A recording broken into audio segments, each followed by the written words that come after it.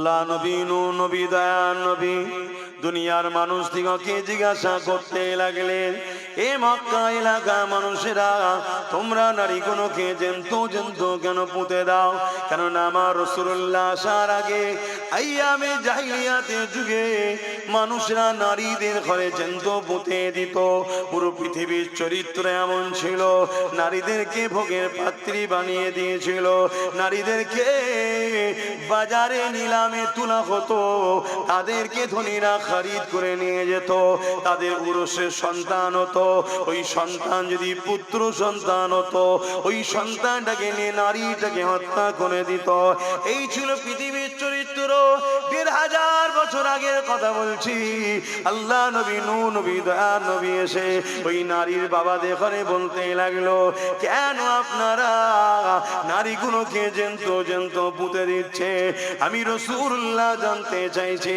ওই সময় তারা বলেছিল, আব্দুল্লাহর বেটা মুহাম্মদ, নারী হলো অশুভ, নারীদের বাঁচার কোনো অধিকার নাই, নারীর বাবার মাথা হ্যাট হয়ে থাকে, এই জন্য নারী হলে আমরা জ্যান্ত পুঁতে দিই। এ মায়ের জাতেরা মন দিয়ে শোনে, এ মায়ের জাতেরা মন দিয়ে শোনে, এই পৃথিবীতে যারা এক আল্লাহকে মানত না, যারা এক আল্লাহর অনুসারী করতো না, যারা এক আল্লাহর দাসত্ব করতো না, ৩৬০টা নকল খোদাকে মানত, তারা নারীকে কত অসভ্য মনে করত, নারীগুলোকে জ্যান্ত জ্যান্ত পুঁতে দিত। আমার নবী পাক এসে তাদেরকে বুঝালেন, না না না, এটা তোমাদের কুসংস্কার। মহান স্রষ্টা যিনি পুত্র সন্তান দেয়, তিনি কন্যা সন্তান দেয়, কারণ এদের দুজনের মিলনের বিনিময়ে পৃথিবীতে মনুষ্য জাতির আবির্ভাব হবে, মনুষ্য জাতির বিকাশ হবে, মনুষ্য জাতি বাড়তে থাকবে। এই নারীদের সম্মান আছে, নারীদেরকে মেরে দিও না। আল্লাহ নবী বুঝাতে লাগলে, এ দুনিয়ার মানুষেরা, আল্লাহ নবী জানিয়ে দিল, কারো ঘরে যদি প্রথম কন্যা সন্তান হয়, এর মানে ওই বাপকে আল্লাহ জান্নাতে সংবাদ দেয়। আসেন আমি অন্যদিকে ফিরে যাচ্ছি। আমার নবী পাকের ওপরে যে আঘাত দেবে, আমার দিনের ওপরে যে আঘাত দেবে, তার বিরুদ্ধে লড়াই করা, এটা আমার ইমানি দায়িত্ব। এ যুবকেরা, তরুণেরা, বাবেরা, তাহলে আজকে কেউ বলবে ইসলামের রেপ করাটা কোনো পাপ নয়। এই মানবরূপী পশুকে জানিয়ে দেওয়া দরকার, ইসলাম নারীদেরকে কত মর্যাদা দিয়েছে। জান্নাতের আশা সবাই করে, জান্নাতের শান্তির আশা সবাই করে। এই জান্নাতের মতো শ্রেষ্ঠ জায়গাটা ইসলাম মায়ের কদমের তলায় দিয়ে দিয়েছে। আল জান্নাতু তাহতা আকদামুল উম্মাহাত, প্রতিটা ছেলেদের জান্নাত হলো তার মায়ের পায়ের তলায়। মা হলো নারীর জাত। আল্লাহ নবীকে একদিন এক সাহাবী এসে বলতে লাগলো, ইয়া রাসূলুল্লাহ, হাবিবাল্লাহ, আমার উপরে সব থেকে বেশি কার হক? আল্লাহ নবী বললেন, তোমার মায়ের। তারপরে কাঁদ তোমার মায়ের, তারপরে কাঁদ তোমার মায়ের, তারপরে কাঁদ তোমার বাপের। অর্থাৎ ইসলাম নারীকে পুরুষের থেকে কতটা গুরুত্ব দিয়েছে। কেন? মা নারীর জাত। আর একটু আগে চলুন, আল্লাহ নবী দুটো আঙুলকে তুলে দেখাচ্ছে, যেভাবে পাশাপাশি রয়েছে। কারো ঘরে যদি 3টে কন্যা সন্তান হয়, ওই বাবা যদি 3 কন্যা সন্তানকে পেয়ে মন খারাপ না করে, আল্লাহ দিয়া নিয়ামত মনে করে, তার লালন পালন করে যদি তার বিবাহটা দিয়ে দিতে পারে, আল্লাহ নবী এইভাবে দুটো আঙুল তুলে দেখাচ্ছে, দুনিয়ার মানুষ দেখো দেখো, এই 2 আঙুল যেমন পাশাপাশি, ওই 3 কন্যার বাবা আর আমি রাসূলুল্লাহ আল্লাহর জান্নাতে পাশাপাশি থাকিব। ইসলাম নারীকে কত সম্মান দিয়েছে দেখো, ইসলাম নারীকে কত মর্যাদা দিয়েছে দেখো। এ যুবকেরা, তরুণেরা, বাপেরা, একটা কন্যা সন্তানের বিবাহ আগ পর্যন্ত তার থাকা, খাওয়া, পড়াশোনা সবকিছুর প্রয়োজনের দায়িত্ব হলো একজন পুরুষের কাঁধে, যে হলো তার আব্বা। আর বিবাহর পরেতে তার থাকা, খাওয়া, জামা কাপড়, সুখ শান্তি সবকিছুর দায়িত্ব হলো একজন পুরুষের কাঁধে, যে হলো তার স্বামী। আর যখন তিনি বয়স্ক হয়ে যাবে, ওই মাটার দায়িত্ব থাকা, খাওয়া, জামা কাপড়, ওষুধপত্র সবকিছুর দায়িত্ব তার পুত্র সন্তানের। যদি বাচ্চা কন্যাটা কোনো কষ্ট পায়, বাপকে কিয়ামতের দিন ধরবে। স্ত্রী যদি কষ্ট পায়, স্বামীকে কিয়ামতের দিন ধরবে। মা যদি কষ্ট পায়, ছেলেকে কিয়ামতের দিন ধরবে। এ এ নারীর জাতিরা, তোমার থাকার চিন্তা ইসলাম দেয়নি। তোমার থাকার টেনশন নিতে হবে না, তোমার পরনার কাপড়ের টেনশন নিতে হবে না, তোমার খাওয়া দাওয়ার টেনশন নিতে হবে না, তোমার হাত খরচ, তোমার জামা কাপড়, তোমার সুখ শান্তি টেনশন, নিরাপত্তার টেনশন তোমায় নিতে হবে না। আমি তোমার স্রষ্টা, তোমাকে আমি বড় নিয়ামত করে বানিয়েছি। একটা হলো রাস্তার পাথর, আর একটা পাথর হলো হিরে পাথর। রাস্তার পাথর গুলো পুরুষকে বানিয়েছি, আর হিরে নারী তোমাকে আমি বানিয়েছি। হিরে থাকে ঘরের মধ্যে, লকারের মধ্যে লাল কাপড় জড়িয়ে। তাই নারী, আমি তোমার নিরাপত্তা দিয়ে, তোমার হিজাব দিয়ে, বোরখা দিয়ে আমি তোমার স্রষ্টা তোমাকে বুঝিয়ে দিয়েছি। তুই এত দামি, তুই রাস্তার পাথর নয়, তুই হলি হিরের টুকরো হিরে। তাই তোকে লাল কাপড় জড়িয়ে যেমন লকারের মধ্যে নিরাপদে রাখতে হয়। কেন, যে জিনিসটা যত দামি হয় তার সিকিউরিটি তত বেশি লাগে। যে জিনিসটা যত দামি হয় তার নিরাপত্তা তত দিতে হয়। যে জিনিসটা যত দামি হয় তার প্যাকিং তত ভালো হয়। তাই নারী রে, তোকে আমি তোর রব আল্লাহ বোরখা দিয়ে, হিজাব দিয়ে তোর দামি প্রমাণ করে দিয়েছি। কিন্তু আজ দুনিয়ার বুকে কিছু মানবরূপী শিয়াল আছে, তারা নারীদের অধিকারের নামে শুধু একটাই জিনিস দেখতে পেয়েছে, মুসলমান ইসলাম নারীকে বোরখা পরায়, ইসলাম নারীদেরকে পরাধীন করে রেখেছে। এই শিয়ালগুলোর আন্দোলন দেখে আমরা ঘাবড়ে গেলে হবে না। কেন, শিয়াল তো চাইবে মুরগি যেন খাঁচার মধ্যে না থাকে, শিয়াল তো চাইবে মুরগি যেন ডোপের মধ্যে ভরা না থাকে, শিয়াল তো চাইবে মুরগির মালিক যেন মুরগিকে ছেড়ে রাখে। যদি না ছেড়ে রাখে শিয়ালের পেট ভরবে না। তাই মানুষের মধ্যে কিছু চরিত্রহীন মানবরূপী শিয়াল আছে, তারা তো চাইবে মহিলারা যেন ছোট ছোট কাপড় পরে উলঙ্গ হয়ে থাকে, তবেই তো আমরা তাদেরকে ভোগ করব, নেশা মিটাবো। এই মানবরূপী পশুগুলোর হাত থেকে তুমি তোমার বোনকে বাঁচাও, আমি আমার বোনকে বাঁচাই, তুমি তোমার পরিবারকে বাঁচাও, আমি আমার পরিবারকে বাঁচাই। এটা যেমন পছন্দ করি, ঠিক তেমনি মহান স্রষ্টা তার শ্রেষ্ঠ সৃষ্টি মায়ের জাত নারীকেও বাঁচাতে চায়। বা ভাই, ধর্মটাকে বোঝে। আজ আমার আপনার কর্মের ফলে এই সমাজের একদল মানবরূপী পশু কখনো আমার কোরআনের উপরে আঘাত দিচ্ছে, কখনো আমার ইসলামে নাকি রেপ করা পাপ নাই বলছে, কখনো আবার মিডিয়া এবিপি নিউজের সামনে বসে বলছে ইসলাম সন্ত্রাস প্রতিষ্ঠিত করছে। বলছে না, বলেন? যারা বলছে এরা অবশ্যই মানবরূপী পশু, কোনো সন্দেহ নেই। তারা কোন পদে বসে আছে, কোন ভিআইপি, ও আমার দেখার প্রয়োজন না। ইসলামকে যে আঘাত দেয় তার থেকে বড় নিকৃষ্ট মানবরূপী পশু আর কিছু হতে পারে না। কেন, ইসলাম ইনসাফের নাম, যে ইসলামের বিরুদ্ধে সে ইনসাফের বিরুদ্ধে। ইসলাম মানবতার নাম, যে ইসলামের বিরুদ্ধে সে মানবতার বিরুদ্ধে। ইসলাম ন্যায়ের নাম, যে ইসলামের বিরুদ্ধে সে ন্যায়ের বিরুদ্ধে। ইসলাম ক্ষুধার্ত মানুষকে খানা খাওয়াবার নাম, যে ইসলামের বিরুদ্ধে সে ক্ষুধার্ত মানুষের বিরুদ্ধে। ইসলাম এতিম, অসহায়, গরিব, বিধবা, হিন্দু, খ্রিস্টান, দলিত, আদিবাসী, শিখ, পাঞ্জাবি, মতুয়া, যে কোনো ধর্মেরই হোক, মানুষ বিপদে পড়লে তার পাশে দাঁড়িয়ে তার বিপদকে মুক্ত করার নাম ইসলাম। অতএব যে ইসলামের বিরোধী করে সে মানুষকে হত্যা করা পছন্দ করে। যে ইসলাম জানাচ্ছে একটা মানুষকে যদি তুমি বাঁচাও, পুরো মানুষ্য জাতিকে তুমি বাঁচালে। একটা মানুষের উপরে জুলুম করো, তুমি পুরো মানুষ্য জাতির উপরে জুলুম করলে।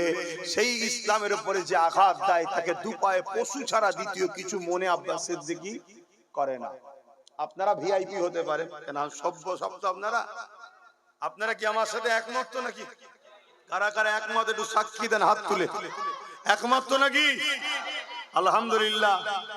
এখন হাত তুলতে যদি কারো অ্যালার্জি দেয় নাও থাক, তুলতে পারে, কিন্তু না তুললে আপনি ওই ক্যাটাগরিতেই যাবেন, অসুবিধা কিছু নেই। এই কথা বুঝছেন না? বুঝুন না। আজ কি হচ্ছে, আজ কি শুনতে হচ্ছে ভাই, আমার কথা অসুবিধা হচ্ছে। একটা ঘরে আগুন লেগেছে, খুব ঠান্ডা মাথায় বুঝবেন, একটা ঘরে আগুন লেগেছে। এখন একটা রুমের মধ্যে আপনার দামি দামি কাগজপত্র রয়েছে। আমি অন্যায় দেখলে থাকতে পারি না ভাই। যখন এই বাচ্চা মেয়েটার হাতে ফোন, ওর বাপ মা কে বলুন, বলুন ওর বাপ মাটা কে? ও বাচ্চাটার দোষ না, ও কি বোঝে? দোষটা তোর বাপ মার। ভাই মন দিয়ে শোনেন, সময় হলে চলে যাবে। একটা ঘরে আগুন লেগেছে, সেই ঘরের একটা কামরাতে দামি দামি কাগজপত্র আছে, আর একটা ঘরে তার একটা বাচ্চা আছে। সময় এত কম, যদি বাচ্চা নিতে যাও কাগজ পাবে না, আর কাগজ নিতে চাও বাচ্চা পাবে না। দামি কিন্তু দুটোই, কাগজও কোটি কোটি টাকার হিসাব আপনার লেনদেন আছে, আর বাচ্চাটাও দামি। এই মুহূর্তে বুদ্ধিমান যদি হন, তাহলে আপনি কোনটাকে নেবেন, বাচ্চাটাকে না কাগজটাকে? আমি জিজ্ঞেস করছি, বাচ্চা নিতে গেলে কোটি কোটি টাকা লস হয়ে যাবে, কি নেবেন? কেন? বাচ্চা আমার আগে দরকার নেই, এ চলে গেলে আর আসবে না। আর কাগজ আজ নেই তো কি হয়েছে, চলে যাক, 10 জনকে বললেও দিয়ে দেবে, বা ভালোবাসার লোক হলে ঠিক দিয়েও যাবে, আর না হয় আবার ইনকাম হয়ে যাবে। তা নামাজ, রোজা, দাঁড়ি, টুপি, হজ, যাকাত এটাও দরকার ভাই, আলোচনা অস্বীকার করছি না, এটাও আলোচনা দরকার, এটাও দামি। কিন্তু আজ আমাদের বাচ্চাকেই মেরে ফেলছে, অর্থাৎ ইসলামের মূলটাকে শেষ করে দিবার প্ল্যান চলছে। এই জন্য আজকে আলোচনা হওয়া দরকার এই বিষয়গুলোর উপরে বেশি, তাই এ বিষয়ে একটু আলোচনা করছি।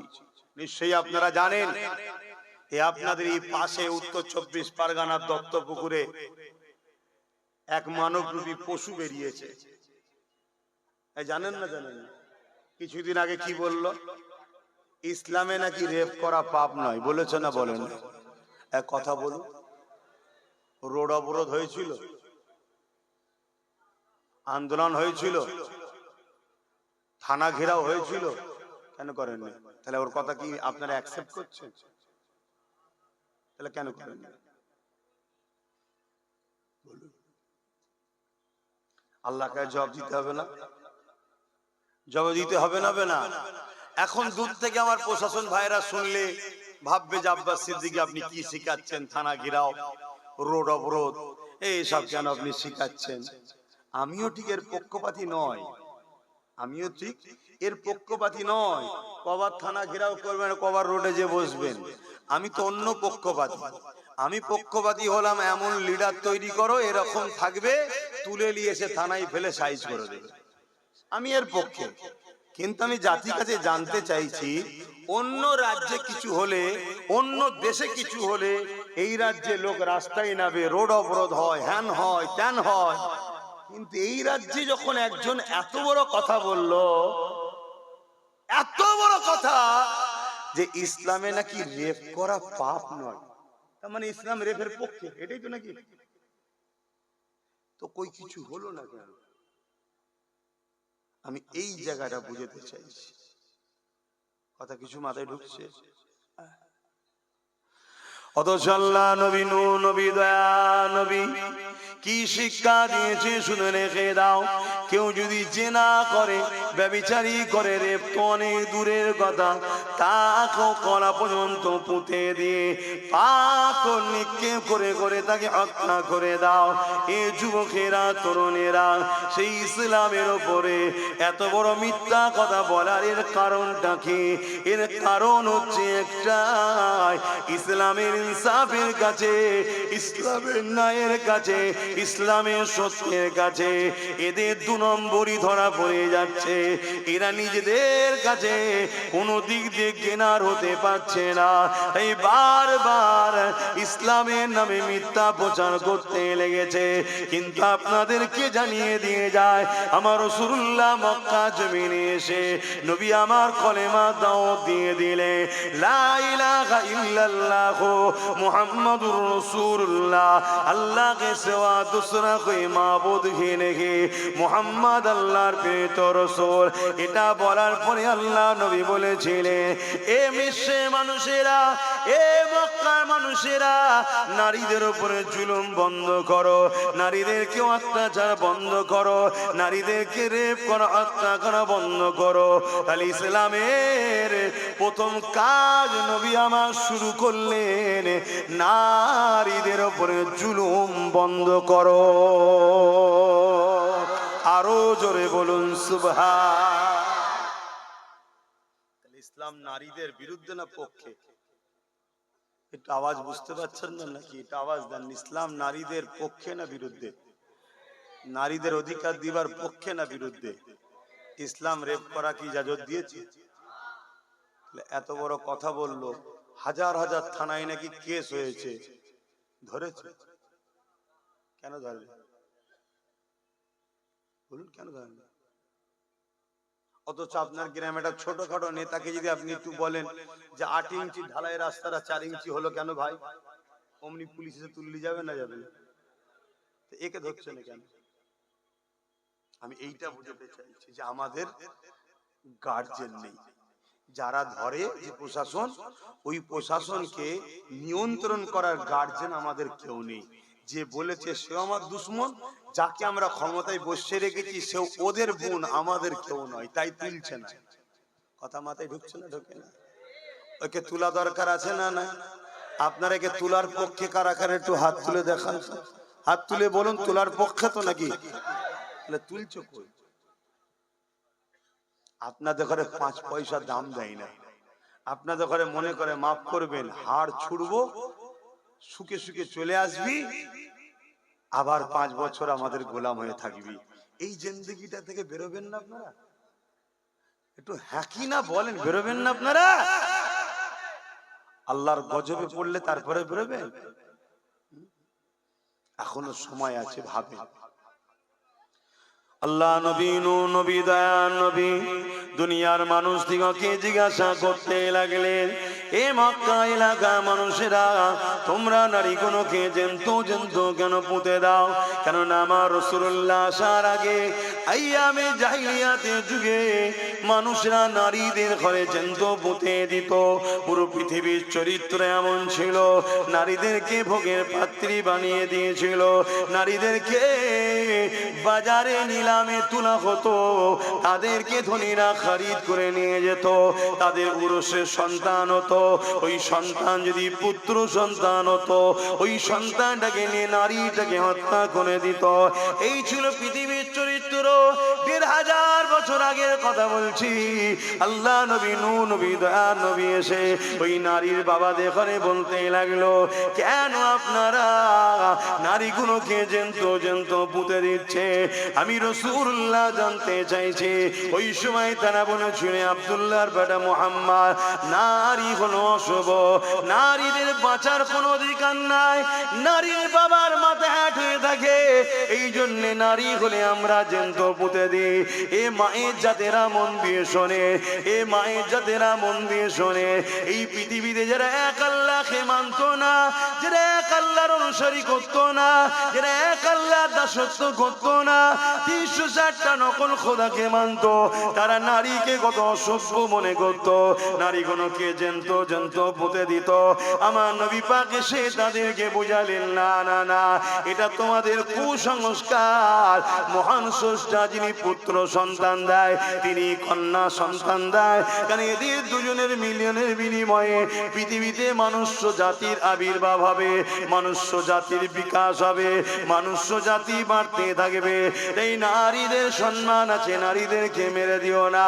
আল্লাহ নবী বুঝাতে লাগলে, এ দুনিয়ার মানুষেরা, আল্লাহ নবী জানিয়ে দিল, কারো ঘরে যদি প্রথম কন্যা সন্তান হয়, এর মানে ওই বাপকে আল্লাহ জান্নাতে সংবাদ দেয়। আরো জোরে বলুন সুবহান।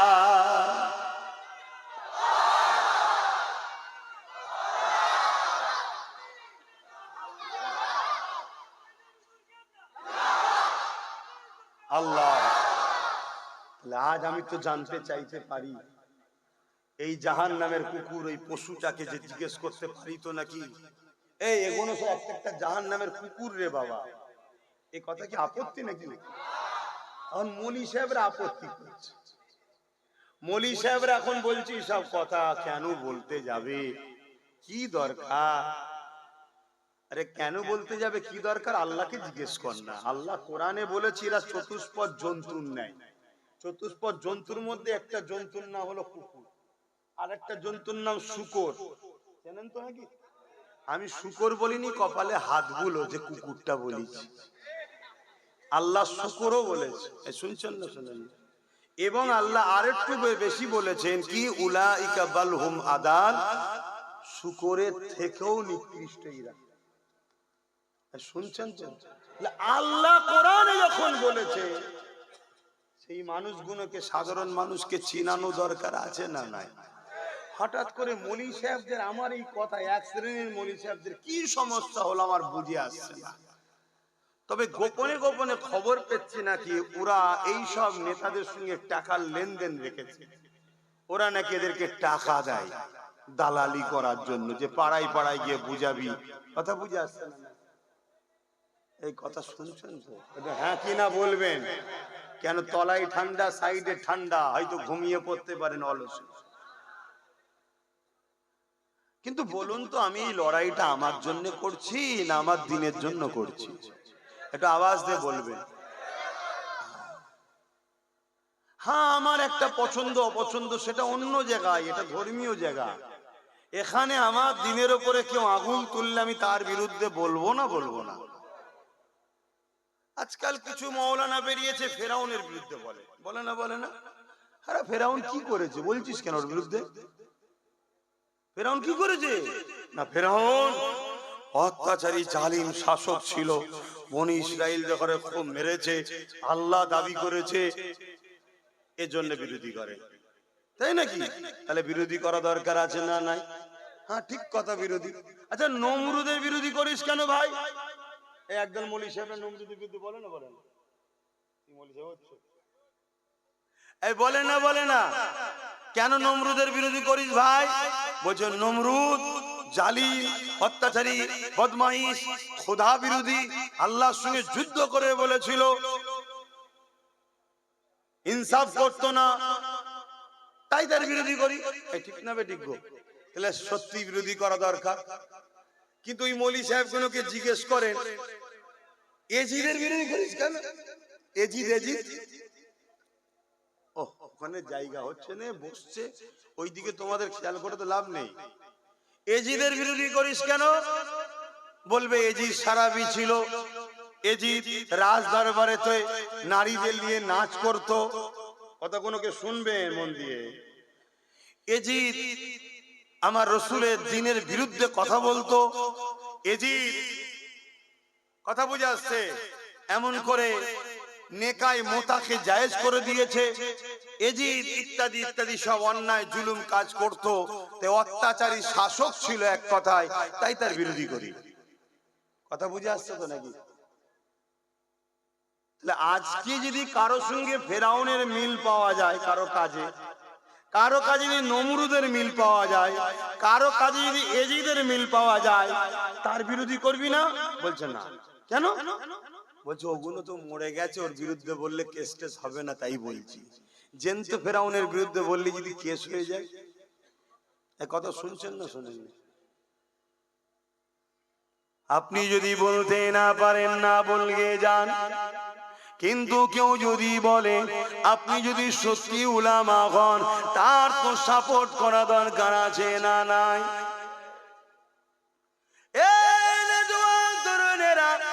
আপনি যদি বলতে না পারো, এ আমার আব্বা মায়েরা বোনেরা, তোমরাও যদি বলতে প্রতিবাদ নাও পারো, কিন্তু যদি কেউ বলে তার সাথ দেওয়া দরকার আছে না নাই?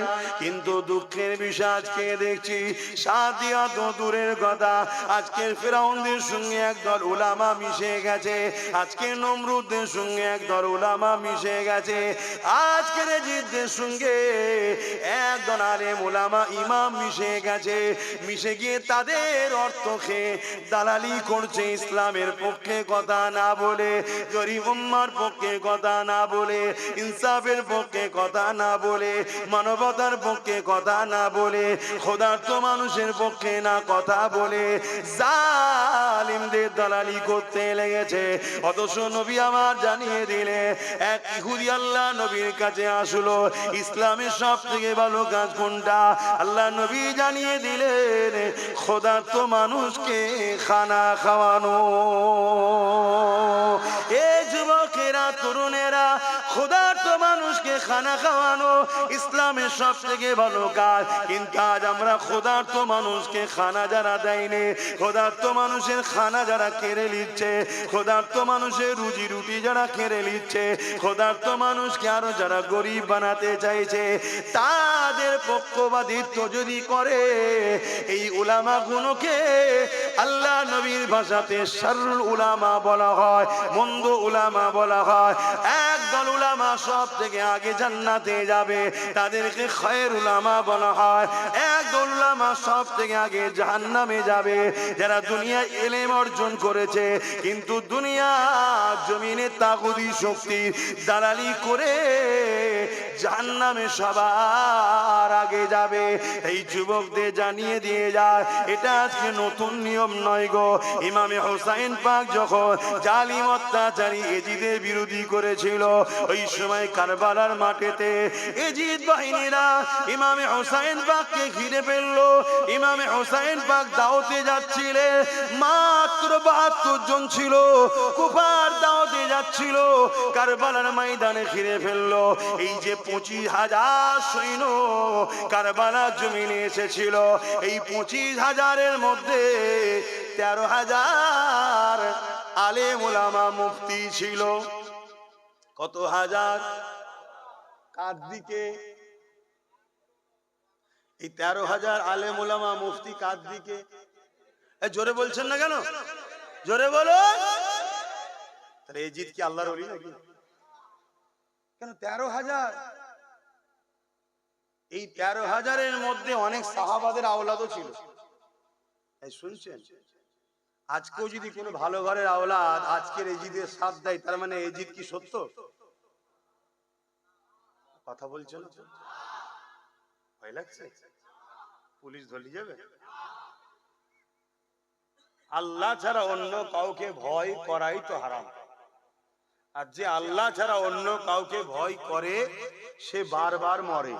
আর যে আল্লাহকে শুধু ভয় করে, দুনিয়ার প্রত্যেকটা জালিম তাকে ভয় করে। জোরে বলুন সুবহানাল্লাহ।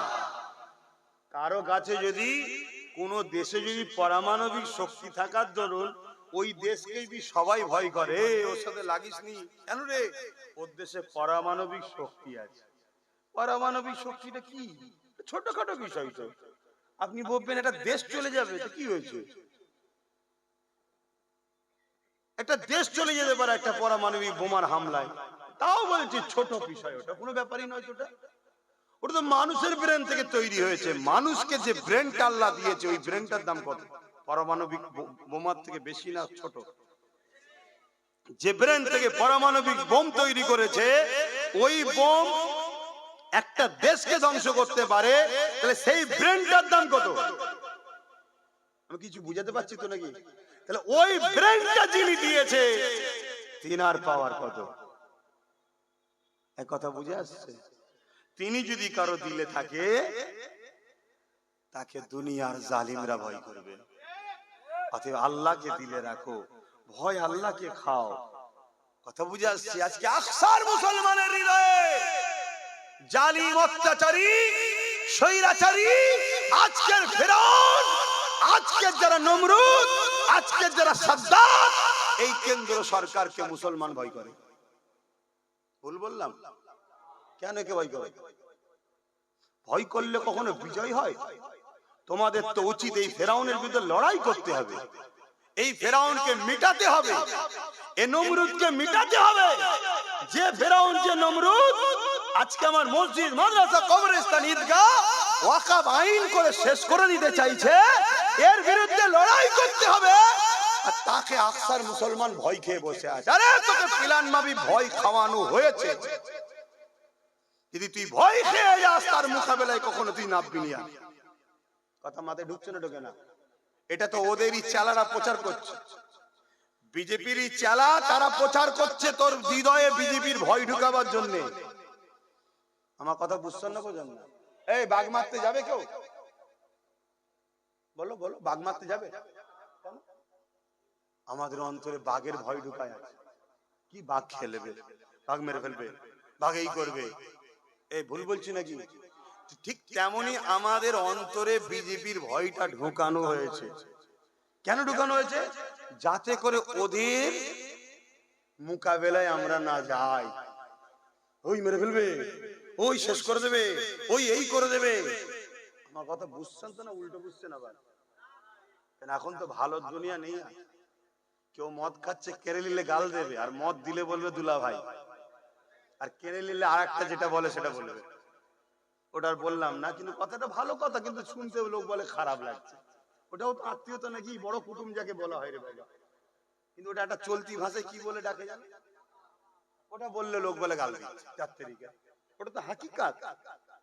কি ওটা তো হাকিকাত, আত্মীয়ই বলে তো নাকি, কিন্তু ওইটা বললে লোক বলে গাল দেয়। ওটা বলতে পারলাম না, কিন্তু আর একটা যেটা বললে লোক খুশি হয় দুলা ভাই, সেটা বললাম। তাহলে মদ দিলে বলবে দুলা ভাই, আর কেড়ে নিলে ওইটা বলবে। কিন্তু দিলে উপকার না কেড়ে নিলে উপকার করলাম ভাই? কেন? খেলে লিভার নষ্ট হবে, কিডনি নষ্ট হবে, শরীর ফুলবে, মেন্টালিটি ডিপ্রেশন, হ্যামারেজ হবে। কোন দিন বউকে মা বলে পায় কদম বসি করবে।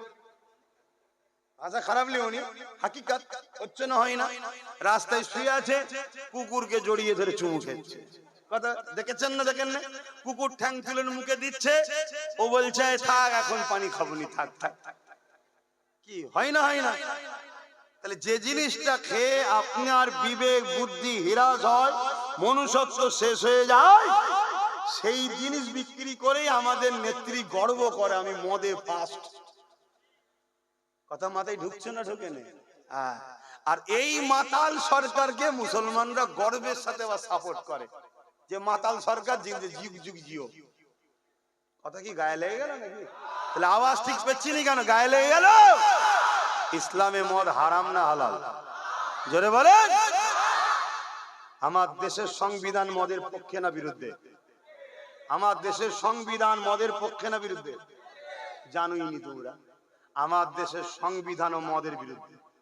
তোমার জানা নেই, জেনে নাও আজকে। এই জন্যই তো আই লাভ মাই ইন্ডিয়া। এই জন্যই তো আমার দেশের সংবিধান এত সুন্দর। আমার ধর্মীয় কোন কাজকে আমার দেশের সংবিধান ডিস্টার্ব করে না, আর আমার দেশের সংবিধান আমার কোন ধর্মীয় কাজের বাধার কারণ হয় না।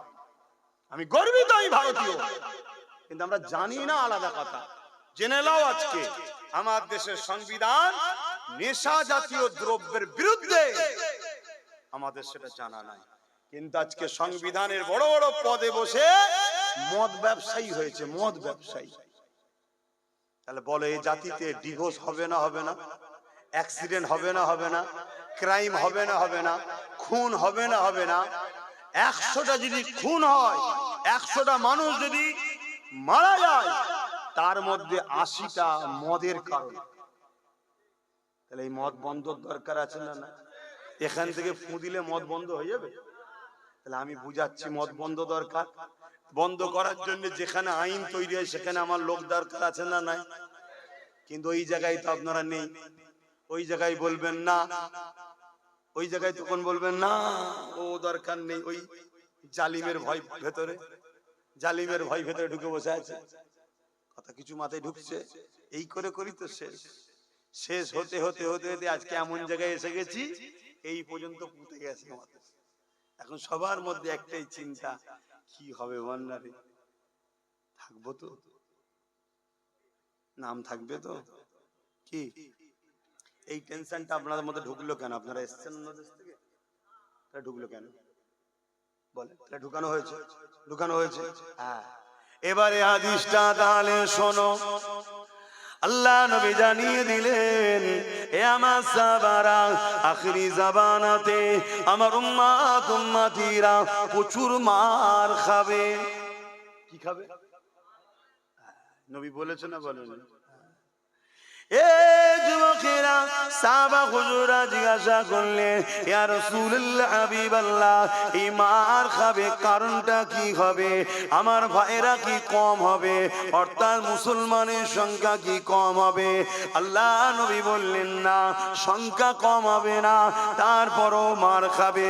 নবী আরেকটু বলেছে, যেমন ক্ষুধার্ত পশুগুলো খাদ্যে থালির ওপরে ঝাঁপিয়ে পড়ে, এইভাবে আমার উম্মতের ওপরে ঝাঁপিয়ে পড়বে, তাদেরকে নুচে নুচে ছিঁড়ে ফিরে খাবে। আজ আমরা চোখে দেখতে পাচ্ছি মবলিং চিমের নামে তাবরেজকে মেরে ফেললো, জুনায়েদকে মেরে ফেললো, আসফাকুল্লাহকে মেরে ফেললো, এমন করে হাফিজকে মেরে ফেললো, চারিদিকে এমন করে মেরে ফেললো। আসানসোলে হাফেজ ইমাম সাহেবের ছেলেকে মেরে ফেললো, চারিদিকে পিটিয়ে পিটিয়ে পিটিয়ে হিংস্র পশুগুলো ভিড় করে উম্মতে মুহাম্মাদিকে ছিঁড়ে ফিরে মেরে ফেলতে লেগেছে। নবী পাকের কথা মিলে যেতে লেগেছে। অথচ সংখ্যা আমরা কিন্তু কম নয়। যেদিকেই তাকাবেন আমাদেরকে দেখা যায়, যে কাজে দেখবেন আমাদেরকে দেখা যায়, যে কোনো কাজে আমরা ছাড়া হয়নি, সে ভালো হোক আর মন্দ হোক, সব জায়গাতে আমাদের নাম প্রথমে আসছে। তাই রাসূলুল্লাহর হাদিস অনুযায়ী আজ আমরা সংখ্যা তো কম নয়, এরপরও মার খেতে আমরা শুরু করে দিয়েছি। এর কারণটা কি? আল্লাহ নবী সাহাবাদেরকে বলেছিলেন, মন দিয়ে শোনে, নবী আমার জানিয়ে দিলেন, এর কারণ হলো তাদের হৃদয় থেকে আল্লাহর ভয় বেরিয়ে যাবে। দুনিয়ার ভয়, মৃত্যুর ভয়, তাগুত জালিম শাসকের ভয় তাদের হৃদয়ে ঢুকে যাবে। এই আল্লাহর ভয় বেরিয়ে যাবার দরুন তাগুত জালিম শাসকের ভয় ঢুকে যাবে। অর্থাৎ যাদের হৃদয়ে আল্লাহর ভয় থাকে, তাদের হৃদয়ে ফেরাউনের ভয় ঢুকতে পারে না, নমরুদ সাদ্দাদের ভয় ঢুকতে পারে না, আজকের ফেরাউন বিজেপির ভয় ঢুকতে পারে না। কিন্তু যাদের হৃদয় থেকে আল্লাহর ভয় বেরিয়ে যাবে, তাদের হৃদয়ে এই ভয়গুলো বাসা বাঁধবে। আল্লাহর ভয় বেরিয়ে যাওয়ার জন্য আমার আল্লাহ দুনিয়ার জালিমদের অন্তরে এই মুসলমানদের ভয়কে উঠিয়ে দেবে।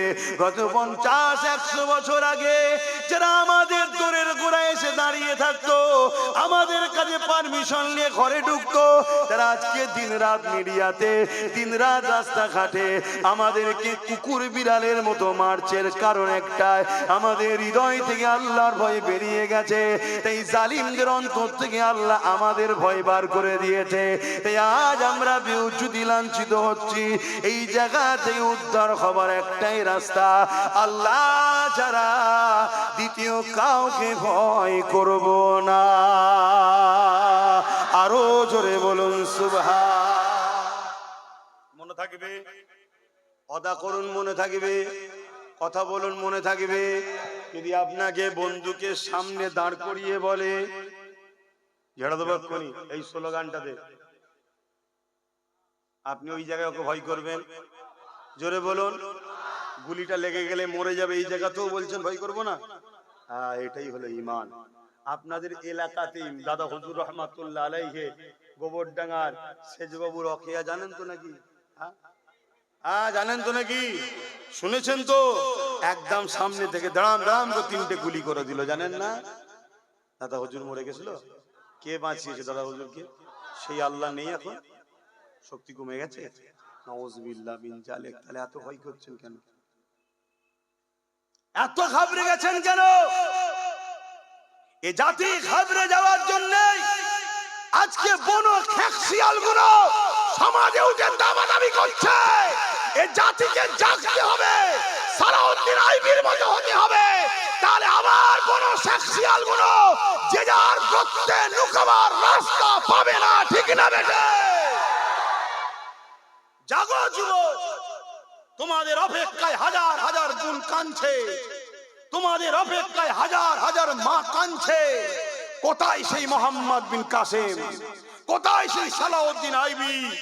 গরিব অসহায় মায়ের চোখের পানি তোমাদেরকে মুছতে হবে। বিধবার ইজ্জত সম্মান মর্যাদা সমাজ তোমাদেরকে গড়তে হবে। তোমাদেরকে এতিমদের আশ্রয়ের ব্যবস্থা করতে হবে। আল্লাহ নবী বললেন যে এতিমদের ভালোবাসে, স্বামী রাসূল আমাকে ভালোবাসলো। জোরে বলুন সুবহানাল্লাহ। যে এতিমদের মাথায় হাত বুলালো, স্বামী রাসূলুল্লাহ আমার মাথায় হাত বুলালো। জোরে বলুন সুবহানাল্লাহ। আজকে বলো, আজকে সেই এতিমরা বঞ্চিত হচ্ছে না হয়নি? এতিমরা কাঁদছে না কাঁদেনে? বিধবারা অপমান অপদস্থ হচ্ছে না হয়নি? গরিব দুঃখী মা গুলোর উপরে জুলুম হচ্ছে না হয়নি? তাহলে তোমার আমার কি এটা দায়িত্ব নয় তাদেরকে জাস্টিস দেওয়া, ইনসাফ দেওয়া, নাই দেওয়া? কথা বলছো না? তুমি তো ঘাবড়ে গেছো, তুমি তো ভয় খেয়ে আছো, তুমি এ বেঈমানের পিছনে, ওই মুনাফিকের পিছনে, ওই জালিমের পিছনে, ওই চরিত্রহীন, ওই চোর, ওই বদমাইশ, ওই খুনি, ওই দাঙ্গাবাজের পিছনে ঘুরছো। 200 টাকা দাও না দাদা, খেয়াল রাখবি এদিক ওদিক না হয়ে যায়। 500 টাকা দাও না দাদা, এলে খেয়াল রাখবি এদিক ওদিক না হয়ে যায়। ঠিক সময় এসেছে, তুমি লাঠি ছুটালে বেরিয়ে পড়বে, তোমার ঘরের কমের ঘর ভাঙছো, এর মাথা ফাটা, চোর মাথা ফাটাচ্ছে। কি জন্যে?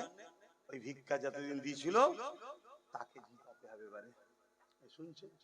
আর সে তোমার ক্ষমতায় জিতে, তোমার ক্ষমতায় জিতে, ক্ষমতায় বসে এবার গরিবের তেরপল থেকে শুরু করে, চাল থেকে শুরু করে কিচ্ছু বাদ দিচ্ছে না, সব চুরি করে ঝেড়ে খাচ্ছে। ও একা জাহান্নামে যাবে না তুমি আমি যাকে সাথ দিয়েছি আমরাও যাব? কথা কিছু মাথায় ঢুকছে? তাহলে বসো, তোমাদেরকে বাঁচাবার জন্য আমি কথা বলবো না বলবো না? কথা বলো।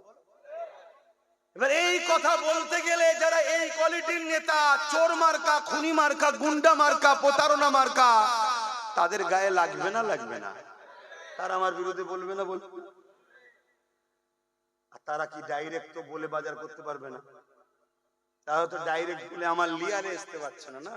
কেন? অনেক আল্লাহ উঁচুতে পেটিয়েছে আমাকে। কি উঁচুতে পেটিয়েছে না পাঠায়নি? আরে নবীর গোলাম, নবীর গোলাম, নবীর গোলামের সম্মান তো অনেক উঁচুতে। এই লিয়েলে তুই আসতে পারছে না লাইনে, ও তখন কি করছে? ও আরো কিছু লোককে টাকা দিচ্ছে, মলি সাহেব টাইপের, আব্বাসটাকে একটু সাইজ করতে হবে, ওর বিরুদ্ধে একটু বলো, ও সমাজকে শেষ করছে, ও বিজেপির দালালি করছে, একটু বুঝাও লোককে। শুনছেন না? শুনছেন? কথা কিছু মাথায় ঢুকছে? কেন এ কম কে বিজেপি বললি এ কম অজ্ঞান হয়ে যা, ভয় খেয়ে যায় না, খায় না? মানুষে মানুষকে ভয় করো, কিসের পাওয়ারের গরম তুমি দেখাচ্ছ? একটা ফুসকুরি দেবে, ফুসকুরি, ওই ফুসকুরি যারা মিটাতে পারে না, ফুসকুরি ট্রিটমেন্ট করতে সারাতে পারে না, ওই ফুসকুরি থেকে এমন বিমার হবে, ক্যান্সার হয়ে যাবে, ক্যান্সার থেকে কবরে জাহান্নামে চলে যাবে। শুনছেন না শোনেন না? তাকে দেখে তুমি ভয় করছো? তুমি তো ভয় আল্লাহকে করবে। ওয়ালিমান খাফা মাকাম রাব্বিহি জান্নাতান, আল্লাহকে ভয় করলে ফায়দা কি?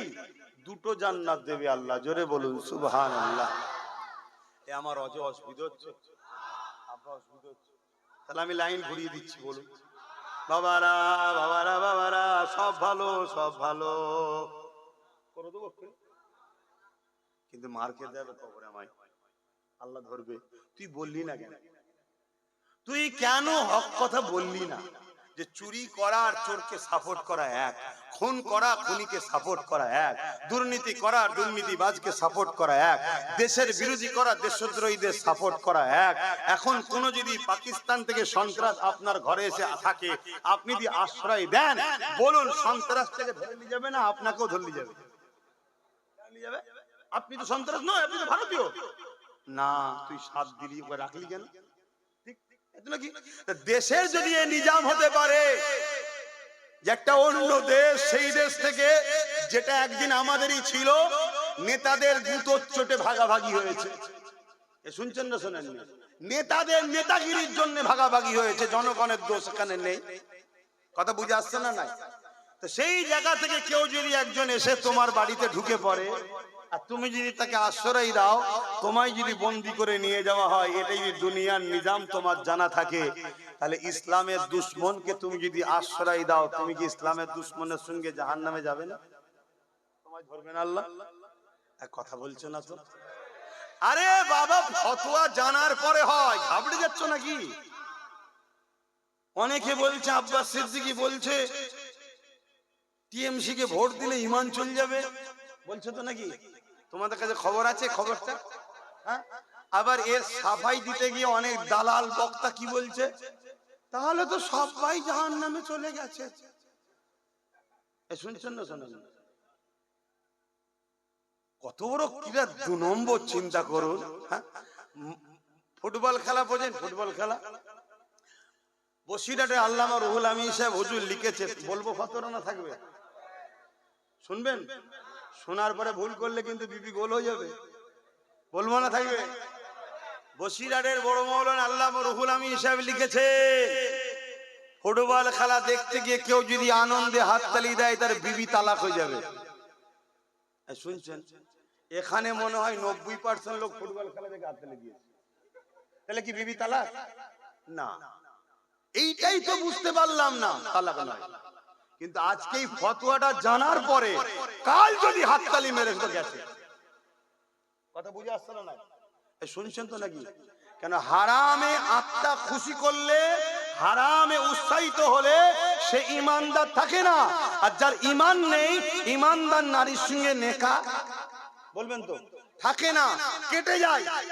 এটা আমার ফতোয়া নয়, হুজুর দিয়েছে, শুনছেন তো? এই যে শুনে নিলেন, এতদিন দিয়েছেন, সমস্যা নেই, আপনার জানা নেই। জেনে ভুল করলে পাপ হয়। মদ খাওয়া হারাম আপনারা জানেন তো নাকি? কিন্তু কেউ যদি জানে না মদ খাওয়া হারাম, সে যদি ডেলি 1 লিটার করে খায়, গুনাহ হবে না? গুনাহ হবে না? তো জানি না। শুনছেন তো নাকি? হ্যাঁ, রেকর্ড হচ্ছে। বলে যাচ্ছি, আমার আল্লাহ কারোর উপরে জুলুম করবে না। আমার আল্লাহ বলেছে, আমি যখন তোর কাছে হক কথা জানিয়ে দিয়েছি, জানার পরে তুই যদি অন্যায় করিস তখন ধরবো, জানিস না ধরবে না।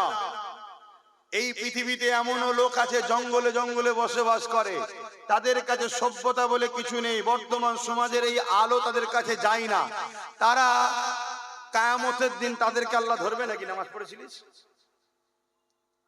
রোজা রেখেছিলিস, হজ করেছিলিস, হিসাব প্রশ্ন তাদেরকে করবে না, আমায় করবে। নামাজ পড়েছিস, রোজা রেখেছিস, কেন আমি জানে গেছি। আপনাকে করবে, হজ করেছিলিস।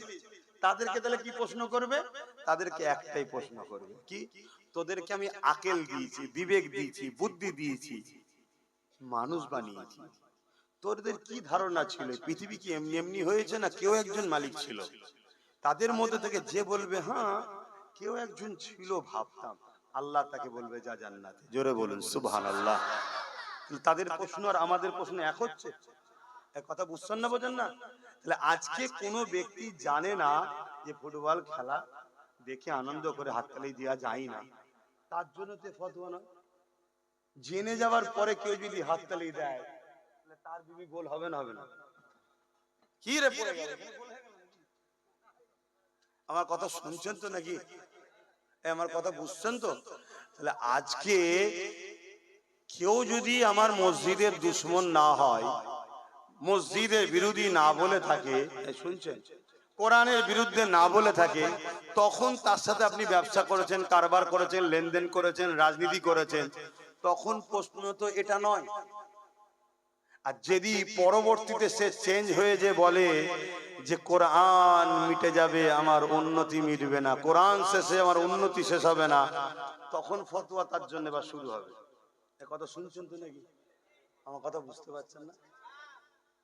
এই রাজ্যে কোন এক গভর্নমেন্ট দীর্ঘ বছর ছিল, যেই বলেছিল মাদ্রাসায় জঙ্গি তৈরি হয়, মুসলমান প্রতিবাদ করেছে না করে না? কেন করেছিল?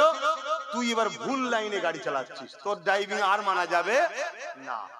এতদিন তুই ছিলিস আলাদা লাইনে, রুজি রুটির ব্যাপারে দিবি কি না দিবি জনগণ বুঝে নেবে।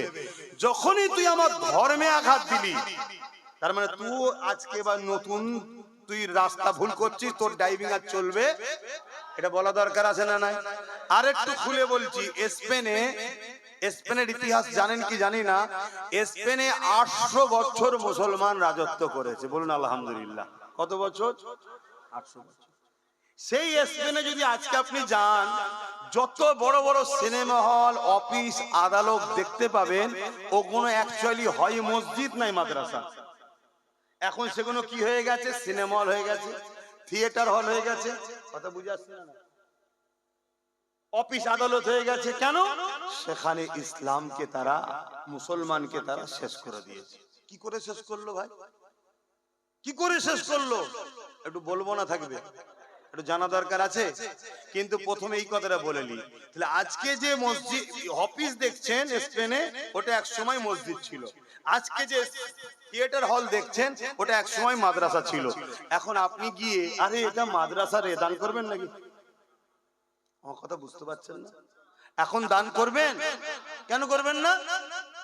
কেন? মাদ্রাসা ছিল এক সময়, এখন তার মাদ্রাসা নেই। কথা মাথায় ঢুকছে না ঢোকে না?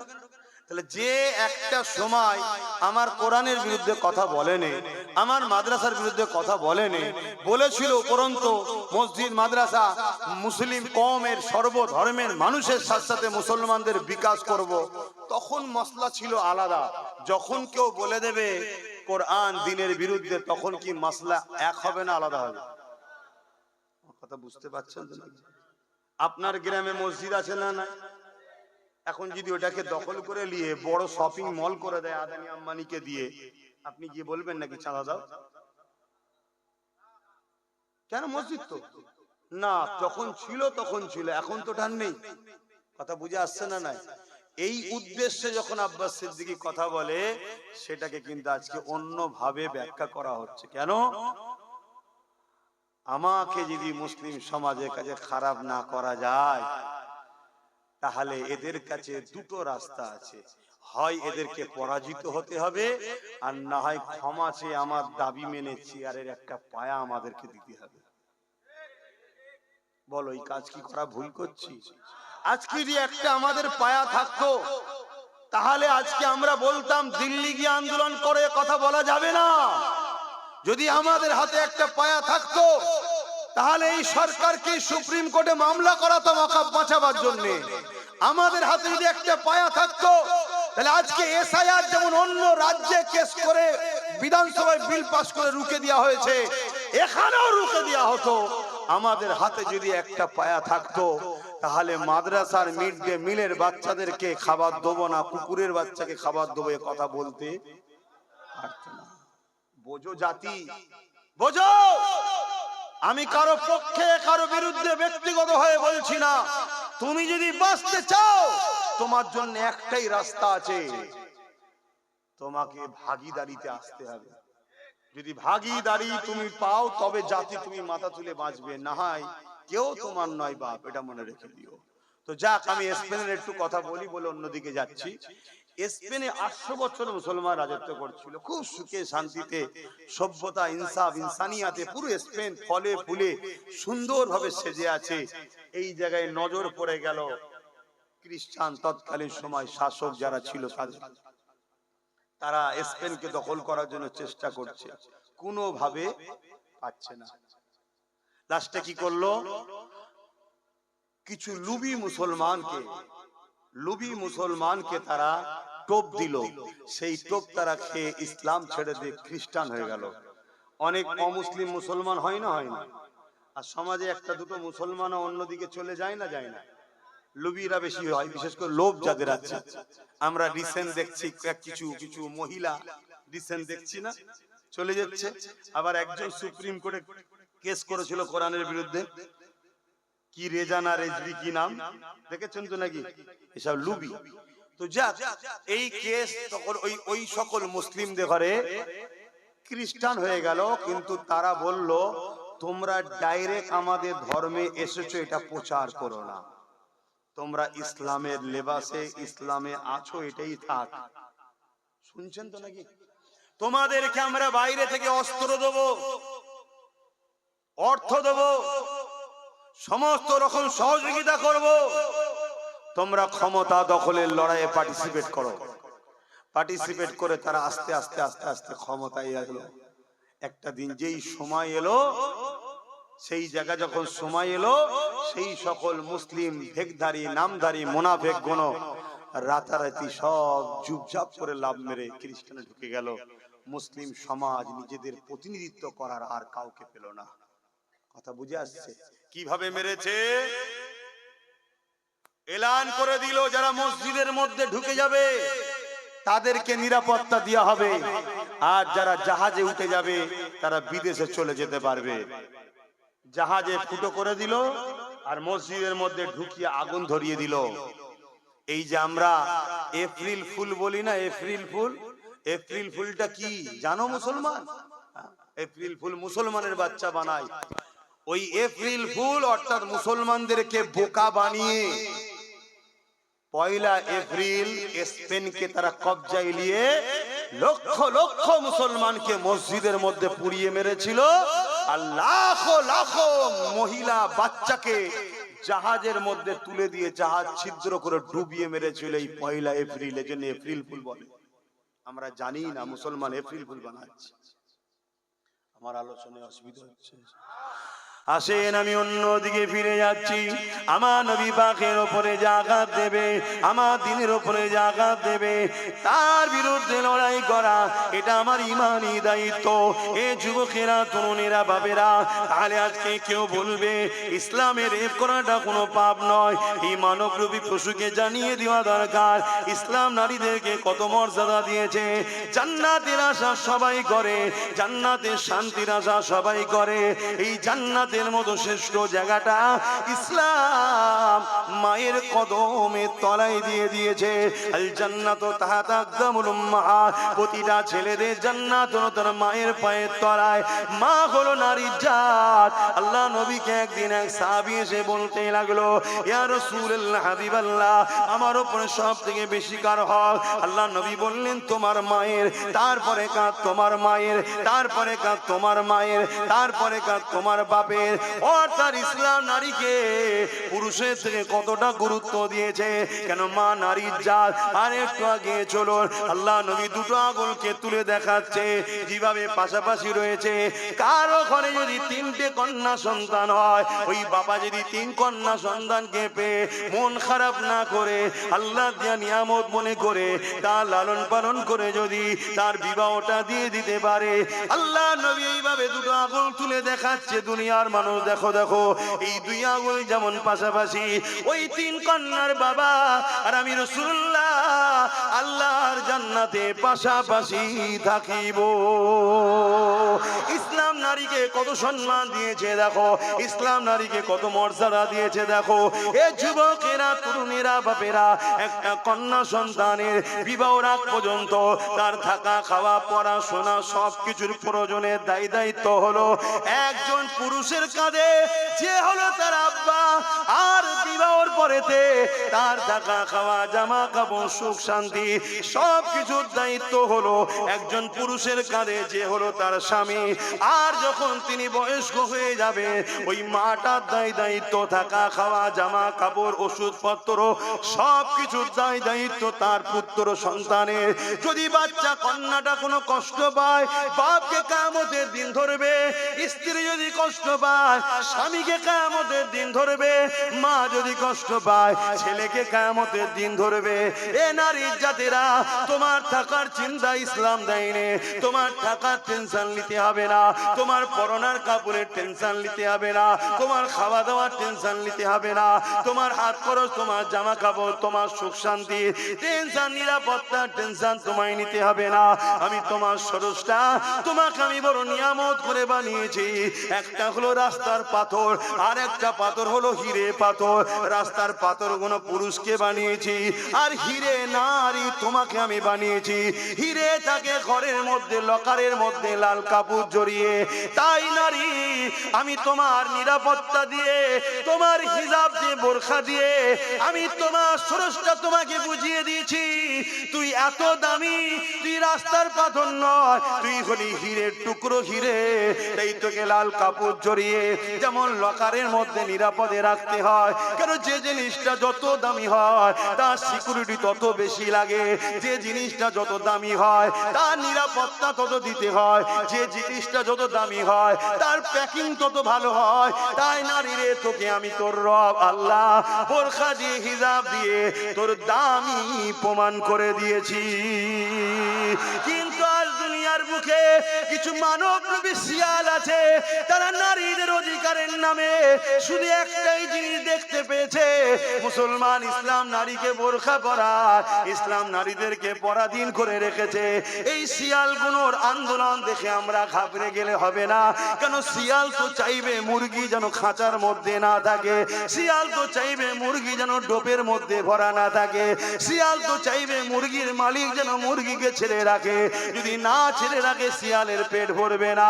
তাই মানুষের মধ্যে কিছু চরিত্রহীন মানবরূপী শিয়াল আছে, তারা তো চাইবে মহিলারা জানো ছোট ছোট কাপড় পরে উলঙ্গ হয়ে থাকে, তবেই তো আমরা তাদেরকে ভোগ করবো, নেশা মিটাবো। এই মানবরূপী পশুগুলোর হাত থেকে তুমি তোমার বোনকে বাঁচাও, আমি আমার বোনকে বাঁচাই, তুমি তোমার পরিবারকে বাঁচাও, আমি আমার পরিবারকে বাঁচাই। এটা যেমন পছন্দ করি, ঠিক তেমনি মহান স্রষ্টা তার শ্রেষ্ঠ সৃষ্টি মায়ের জাত নারীকেও বাঁচাতে চায়। আরো জোরে বলুন সুবহান।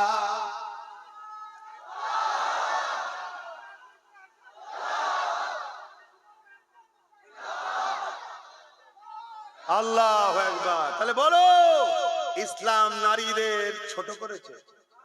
আওয়াজ দিয়ে বলো, ইসলাম নারীকে অপমান করেছে? কিন্তু আমি চ্যালেঞ্জ করছি এই সকল মানবরূপী পশুকে, আসো, ইসলাম নারীকে যে সম্মান, যে মর্যাদা, যে ভ্রাতৃত্ব, যে ভালোবাসা দিয়েছে, তোমরা যারা ইসলামের বিরোধী করো, তোমার খদ্দের তোমার দোকানে কি আছে ইসলাম সম্বন্ধে নিয়ে আসো, নারী সম্বন্ধে নিয়ে আসো। তাহলে ইসলামের মোকাবেলায় এরা যখন পারছে না, তখন এদের হাতে রাজ পাওয়ার আছে, দাঁড়িয়ে বলে দিল ইসলামে নাকি রেপ করা পাপ নাই। কেন? ও বেঈমান, ও জালিম, ও মানবরূপী পশু জানে যে আমি যাই বলি বাংলায় দিদি আমায় ধরবে না, আমি তো দিদিরই লোক। এই কথা বুঝছেন না? আপনাদের কষ্ট হচ্ছে নাকি? এখানে কেউ আছে নাকি আল্লাহ থেকে মমতা আগে আছে? তো ও তো জানে যে দিদির পুলিশ আমায় ধরবে না, কারণ আমি তো দিদির লোক। আমি যখন আজানের বিরুদ্ধে কেস করেছিলাম, তখন আমি দিদির দলে গেছিলাম, মোল্লার আমাকে ভোটও দিয়েছে। দিয়েছে না দেয়নি? ও আগে আজানের কেস করেছিল, জানেন, আজানের বিরুদ্ধে। এক কথা বলছেন, তখন মমতার দলে ছিল, তখন মুসলমান ওকে ভোট দিয়েছে না দেয়নি? যে মুসলমান তার আজানের বিরুদ্ধে কেস করাকে ভোট দেয়, সেই কোয়ালিটির লোকগুলো ইসলামের বিরুদ্ধে কথা বলবে না? বলবে না? তাহলে দোষটা ওদের দিবার আগে আমাদেরও আছে না? না, শুধরে যাও, আল্লাহর পক্ষ থেকে মার আসবে, আল্লাহর পক্ষ থেকে মার আসবে। যেমন একটা অলরেডি ভয়ঙ্কর মার শুরু হয়ে গেছে, তোমরা জানো কি জানি না, কি বলো তো? ও তো ছোটখাটো ব্যাপার, ওর থেকেও ভয়ঙ্কর। এসআইআর, আমার কথা বিশ্বাস করবে কি জানি না, পশ্চিমবাংলার মুসলমানদের এসআইআর ভয় পাওয়ার কোনো ব্যাপার নেই। কেন? কেউ বাংলাদেশ থেকে আসে না। গেঁজা খেয়ে কথা বললে তো হবে না। যদি কেউ বলে বাংলাদেশ থেকে মুসলমান এসে গেঁজা হয় বিক্রি করে না, নেজা গেঁজা খায়, দুটোর মধ্যে একটা। এ কথা বুঝছেন না? বোঝেন না? আর সর্বপ্রথম এই কথাটা কে বলেছিল আবার জানেন তো? খোঁজ নিয়ে দেখেন, খোঁজ নিয়ে দেখেন। একটা প্রবাদ বাক্য আছে, বাঁশ কেন ঝাড়ে, আর তারপরটা বললাম না, তারপরটা বললাম না। আমরা নিজেদের ক্ষতি নিজেরা করছি। কেন একে তাকে দোষ দিচ্ছেন? এসআইআর নিয়ে বাংলার মুসলমানদের ঘাবড়াবার কোনো ব্যাপার নেই। হ্যাঁ, বাংলার মুসলমানরা একটা জায়গায় ফাঁসতে পারে, কি 2002 এর কাগজে নাম থাকলে তার চিন্তা নেই বলছে, তাই তো নাকি? 2002 এর কাগজটা কার হাতে? তারা যদি ওখানে বসে বসে বাদ দেয় তাহলে বিপদে পড়ে যাবে। এক কথা মাথায় ঢুকছে না? ঢোকে না? যদি ওখান থেকে বাদ না দেয় তাহলে 100-র মধ্যে 99টা নিশ্চিন্তায় থাকে, তাহলে একটা ফাঁসবে। ওই একটা আবার কে জানেন? ওই নদীর ধারে ঘর ভেঙে গেছে, বেচারি ঘর সমেত রাত্রে চলে গেছে, তা সে কি পাবে এখন? তার কি আছে? ওই যে বন্যা হয় ওই এলাকায় যে আগে ফেসে যাবে। কথা কিছু বুঝতে পারছেন? বাকি মুসলমান ফাঁসার ব্যাপার নেই। কেন? মুসলমান জুম্মায় যদি নাও যায়, ঈদে বকরা ঈদে যদি নাও যায়, ভোট দেবেন এটা হতে পারে? সব লাইন ক্লিয়ার করে রেখে দিয়েছে, সব ঠিক আছে, একদিকে তো বেঁচে গেল আজকে না। কিন্তু একটাই ডাউটের বিষয়, এই বিষয়টা একটু ভাবার বিষয়, কি 2002-এ যদি নাম থাকে তাহলে টেনশন নেই। যখন এ কথা বলেছিল, আমরা তো সব সময় ধীরে চলি, আমার আব্বা দেখবে, আমার আম্মা দেখবে, আমার দাদা দেখবে, আমার, আরে নিজে দেখো। তখনই যদি সবাই নেট থেকে তুলে নিতে কাগজটা, তাহলে নিশ্চিন্তাই থাকতে। কেন এখন শুনছি নাকি আর সার্চ করলে দেখাচ্ছে না। এই জায়গাতেই আমার ডাউট হচ্ছে, কিন্তু আমার নাম নেই দেখিস। কথা বুঝছেন তো নাকি? আমি কিন্তু কোনো টেনশনে নেই, কথা বুঝে আসছে না নাই? কেন আমি জানি যদি ধরা আমি পড়ি, আমার পড়ার আগে আমি চ্যালেঞ্জের সাথে বলছি আমার দেশের প্রধানমন্ত্রীও ধরা পড়বে। ওই দেশের নয়, ও দেশের নয়, ও তো আর্য্য এখানকার কোথায় শুনছেন তো নাকি? আমি যদি ধরা পড়ি এই বাংলাতে, আজকে যিনি ইফতার খেয়ে খেয়ে এত বড় হলেন পূর্ব মেদিনীপুরেরটা, ও আগে ধরা পড়বে। ওই জন্য আমি নিশ্চিন্তাই করছি। শুনছেন তো নাকি? আপনারা টেনশন আছেন নাকি? এই টেনশন দেখিয়ে দেখিয়ে তো একজন তাড়া করছে, আর একজন ঘরের দরজা খুলছে, চলে চলে চলে চলে চলে, আমি আছি কোলে তুলে নিয়ে ঘরের দোর বন্ধ করে না খেয়েই তো আমাদের মারছে। এটা পলিসি। কথা মাথায় ঢুকছে তো নাকি? অতএব ঘাবড়াবার কিচ্ছু নেই, কিন্তু নিজেকে নাকে তেল দিয়ে ঘুমালে হবে, নিজেকে ভাবতে হবে। সেই ভাবনা কি? নিজেদের যা কাগজপত্র আছে সেগুলো একটু দেখুন, ঘাটাঘাটি করুন। তবে হিটলারের একটা কথা বলবো। হিটলার বলেছে, দেখাচ্ছে সমাজে সব কি, মানুষকে এত জ্বালাও, এত পেরেশানে রাখো, মানুষ যেন মনে করে আমি বেঁচে আছি, এটাই যথেষ্ট। যেদিন থেকে দেশের মাথায় মোদি বসেছে, পুরো দেশবাসীকে এত জ্বালাচ্ছে। জ্বালাচ্ছে না জ্বালাইনি? কথা বলেন, জ্বালাচ্ছে না জ্বালাইনি? কখনো নোটবন্দি, কখনো টাকা চেঞ্জ, কি বলে লিঙ্ক করো, কি এ লাইনে ও লাইনে, এ লাইনে ও লাইনে, এ কাগজ ও কাগজ, পেরেশান করে রেখেছে। কেন করছে জানেন? আমরা এই দিকে পেরেশান আছি আর ও ওইদিকে দেশকে বিক্রি করছে। তবে এইটুকু আপনাদেরকে বলে যেতে পারি, এতে কিন্তু খুশি হয়ে বলছি না, দুঃখের সাথেই বলছে, যারা স্বপ্ন দেখেছিল, যাদেরকে স্বপ্ন দেখানো হয়েছিল, এই বাড়িটা তোর, ওই জমিটা তোর, কি স্বপ্ন দেখেছেন না দেখেন? একটু হাঁকি না বলবেন। আমাদের কিছু ভাই আছে যারা এরকম স্বপ্ন দেখে ফেলেছিল যে মোল্লাদের সব তেড়িয়ে দেওয়া হবে, এই জমিটা আমি লোব, ওই ঘরটা আমি লোব, ওই বাড়িটা আমি লোব। তারা কিন্তু সব থেকে বেশি ফাঁসবে। কথা কিছু মাথায় ঢুকছে? এটা কিন্তু আমি আনন্দ হয়ে বলছি না, কিন্তু তারা বোকা হয়েছে না হয়নি? এখনো টাইম আছে, তাদের উচিত হবে, তারা 27, 28 আর আমরা 30, 35, দু ভাইকে এক্ষুনি এক জায়গায় হয়ে যাওয়া। কথা ভুল বলছি? এক জায়গায় হয়ে যেতে হবে এক্ষুনি। হয়ে গেলে সব ব্যাটা ঠান্ডা হয়ে যাবে। কিন্তু যদি ঠান্ডা না হও, যদি এক জায়গায় না হও, মনে রেখে দিও ভাইরা, একটু খোঁজ খবর লাও আসামে কি হয়েছে, একটু খোঁজ খবর লাও বিহারে কি হয়েছে। কথা কিছু মাথায় ঢুকছে তো নাকি? বিরাট বড় ফাঁসা কিন্তু ফেঁসে যাবে।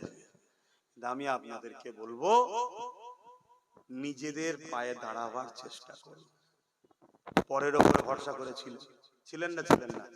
অনেকে বলেছিল যে নাম টাম ঠিক করে লে, অনেক আগে থেকে বলছে না? আমি অনেক জায়গায় বলি যে নাম টাম এদিক ওদিক থাকে ঠিকঠাক করে লে, বলেছেন না বলেনি? কিন্তু ভাবছিল না অসুবিধা নেই, আমাদের দিদি তো আছে, দেখে নেবে। কি ভেবেছিল না? ভাবেন। ঠিক তেমনই অনেকে ভেবেছিল, দিদি বলেছিল আমি বেঁচে থাকতে স্যার হতে, বলেছে কিনা? কষ্ট নিচ্ছেন আপনারা? তাহলে আওয়াজ দিয়ে বলেছেন, বলেছে হ্যাঁ কিনা? এই কথাটাও বলেছিল না? বলেন যে বিজেপি কে রুখতে আমায় সাপোর্ট করো, বলেছে হ্যাঁ কিনা? তাহলে আজকে যখন এসআইআর হচ্ছে, দিদি কি বেঁচে আছে না মরে গেছে? কোথায় তিনি? কোথায়? এখন বলছে ঘিরাও কর্মসূচি হোগা। এ কাহা কা হিন্দি হ্যায় ঘিরাও কর্মসূচি হোগা? কথা বুঝে আসছে না? নাই? তার মানে কি? গরম করাতে চাইছে। খুব ভালোভাবে জানে মারপিটে অমুসলিমরা যাবে না। মারপিটে যদি যায় তারা যাবে। এই জন্য হিট খাওয়াচ্ছে। একবার যদি মারপিট করে ফেলে কি হবে তাহলে? মাথায় ঢুকিয়ে নেন। মারপিট যদি করে ফেলেছো, সঙ্গে সঙ্গে ওই সুযোগে রাষ্ট্রপতি শাসন হয়ে যাবে। আর রাষ্ট্রপতি শাসন যখনই হবে তখন কেজরিওয়ালের মতো দিল্লি যেমন তুলে দিয়েছে ইনিও তুলে দিয়ে বলবে আমি কি করব, রাষ্ট্রপতি শাসন হয়ে সব ওরা লেলিয়েছে, আমি কি করব। তাহলে ইতিহাসে ওর নামটার গাদ্দার থাকবে কি? থাকবে না। আর যদি অন্য ভাবে ছেড়ে দেয় সারা জীবন গাদ্দার নাম থাকবে। শুনছেন তো নাকি? এসব পরিকল্পনা চলছে। দিনের শেষে এই কথাটা বলে আমি চলে যাচ্ছি অন্যদিকে। গরিব মারা কল। কি মারা কল? গরিব। গরিব যে হবে তার এই দেশে এখন বড় বাঁচা বড় মুশকিল। সে গরিব যদি হিন্দু হয় তারও বিপদ, গরিব যদি মুসলমান হয় তারও বিপদ, গরিব যদি মতুয়া হয় তারও বিপদ, আর পয়সাওয়ালা যে হবে তার বিপদ নেই। কিন্তু আপনাদের ঘরে বলবো, যে বিয়ালরও আপনার বুথে এসে আপনার নাম কাগজপত্রের জন্য আসবে, তার একটা ফটো তুলে রাখবেন, তার নাম, অ্যাড্রেস, ফোন নাম্বার লিখে রাখবেন। যদি সে বেটা ভুল করে কারো ইশারায়, শুনছেন তো নাকি? আমি তো কেউ উপরে বসে দেখতে পাচ্ছি না, যদি সে ভুল করে আমরা তার বিরুদ্ধে আইনত মামলা নিয়ে তাকে কোর্টে তুলে আপনার অধিকার আপনাকে ফিরিয়ে দেওয়া হবে। এইটুকু কথা আব্বাসের দিকে দিয়ে যাচ্ছে। বিশ্বাস আছে? বিশ্বাস আছে আমার উপরে হাত তুলে দেখান। বিশ্বাস আছে? হাত লম্বা করে তুলে রাখেন। কিন্তু আপনাকে ওই কাজটা করতে হবে। হাত নামান, তার সাথে ঝগড়া নয়, তার নাম, তার অ্যাড্রেস, তার একটা ফটো, সে এসেছিল, সে কেন বৈধ নাগরিকের নাম বাদ দেবে? তাকে ধরা দরকার আছে না? নাই। কেউ মরে গেছে, নাম বাদ গেছে, আমরা একমত, তাই তো নাকি গো? এটা কি ভুল করে বললাম নাকি? না, এটা ভাই আপনাদের সাথে আমি একমত হতে পারবো না। যে মরে গেছে সে আর ভোট দেবে কেন? ওর বাদ যাওয়া দরকার। কে এই গ্রামের মেয়ে বিবাহ হয়ে অন্য জায়গায় চলে গেছে, তার স্বামীর সাথে সেখানে নাম আছে, এখানে সেই বোনটার নাম বাদ পাওয়া দরকার আছে না? নাই না। এই ভোট তো ভূতে আলু খাওয়া টাইপের অন্যজন দিয়ে দিচ্ছে, দরকার আছে না? নাই। এইগুলো হোক, এটা দেশের এসআইআর এর আগে হয়েছে, অসুবিধা নেই। কিন্তু দেশায়ের নামে যদি কেন্দ্র সরকার মনে করে মুসলিম সমাজের নামকে বাদ দেওয়া হবে, মনে রেখে দিও এদের স্বাধীনতার পিছনে সবার অবদান আছে, মুসলমানদের অবদান সবার থেকে বেশি আছে, আলহামদুলিল্লাহ। এটা বলে গেলাম। অতএব তোমাদের ওই চালাকি ছেড়ে দেওয়া হবে না। আর এটাও মনে রাখবেন আমার অমুসলিম ভাইরা, এসআইআর এ নাগরিকত্ব, এই কি বলে সিএএ তে নাগরিকত্ব পাবে, ফর্ম লিখছেন তো, নিজে থেকে মাতাকে দিচ্ছেন, নিজে থেকে মাতাকে ভরে দিচ্ছেন ফাঁসির ফাঁদে, যে আমি এসেছি। শুনছেন তো নাকি? খুব সাবধান হন, খুব বুঝে বুঝে। যাক, ওদিকে আর যাচ্ছি না। এই সামান্য কিছু কথা বললাম, আপনাদের কারো কষ্ট হলো? আপনারা মনে করছেন রাজনীতি করছে কেন আব্বাস সিদ্দিকী, এটা মনে করছেন? দেখুন, এটা যা কিছু বলেছি ইসলাম ইজাজত দিয়েছে। মানুষ বিপদে পড়লে তাকে বাঁচাবার রাস্তা দেখাবার নাম ইসলাম। কথা মাথায় ঢুকছে না? আমি দুটো কথা বলেছি, এক ঘাবড়াবেন না, দ্বিতীয় যে আসবে তার তথ্যটা নিয়ে রাখবেন। মনে থাকবে? মনে থাকবে? এইটুকু মনে রাখবেন, আল্লাহর দয়ায়, নবী পাকের খাতিরে, মানুষের দোয়াতে আমার ভাই একটাই যথেষ্ট, একটাই যথেষ্ট, আলহামদুলিল্লাহ। কথা মনে থাকবে তো নাকি? আমি হুজুর হতে পারি, আমি জলসা মাহফিল করতে পারি, আলহামদুলিল্লাহ, কিন্তু মনে রাখবেন আল্লাহর দয়াতে আমার একটা ভাই আল্লাহ দিয়েছে, সে একাই যথেষ্ট। এটা মাথায় রাখবেন। তাই আপনারা চিন্তা করবেন না, চিন্তা করবেন না, কারো চক্রান্তে পড়ে আইনকে হাতে তুলবেন না। এক, দ্বিতীয় ঘুমোবেন না বা নাকে তেল দিয়ে, তাহলেও কিন্তু দুটোই ভুল হবে। আসেন বাবের আলোচনা দিয়ে ফিরে যায়, তাহলে নারীদেরকে ইসলাম কত মর্যাদা দিয়েছে। এখানে আর একটা কথা বলে যায়, গত পরশু দিনে আমার পশ্চিম বাংলাতে আর একটা মহিলা এবিপি নিউজে একটা বক্তব্য দিতে গিয়ে বলেছে ইসলাম নাকি সন্ত্রাসী ছড়ায়, সন্ত্রাসী সমাজ, সন্ত্রাসী ধর্ম ইসলাম ইত্যাদি ধরনের কথা বলেছে। শুনেছেন? শুনেছেন কি বলবেন? শোনেন না? কারা কারা শুনেছেন একটু হাত তুলে দেখেন। এই কথা কেউ শোনেনি, বাকি হাত নামান। কিন্তু উত্তরপ্রদেশে যখন আম্মাজান আয়েশা হুজুরের উপরে আঘাত দিয়েছিল এক চরিত্রহীন মানবরূপী মহিলা, মানবরূপী পশু মহিলা, সেটা আমরা শুনেছিলাম না শুনিনি? কেন শুনেছিলাম জানেন? ওই বিষয়টাই আমাদের গ্রামগঞ্জের মোল্লা মুলি সাহেব সবাই বিরোধী করেছিল।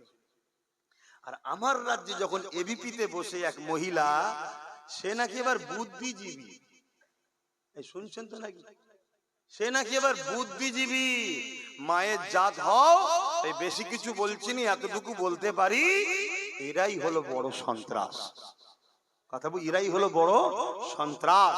কেন এদের সন্ত্রাসীর মুহূর্তের জবাব সর্বসময় ইসলাম দেয়, তাই এদের ইসলামের উপরে রাগ।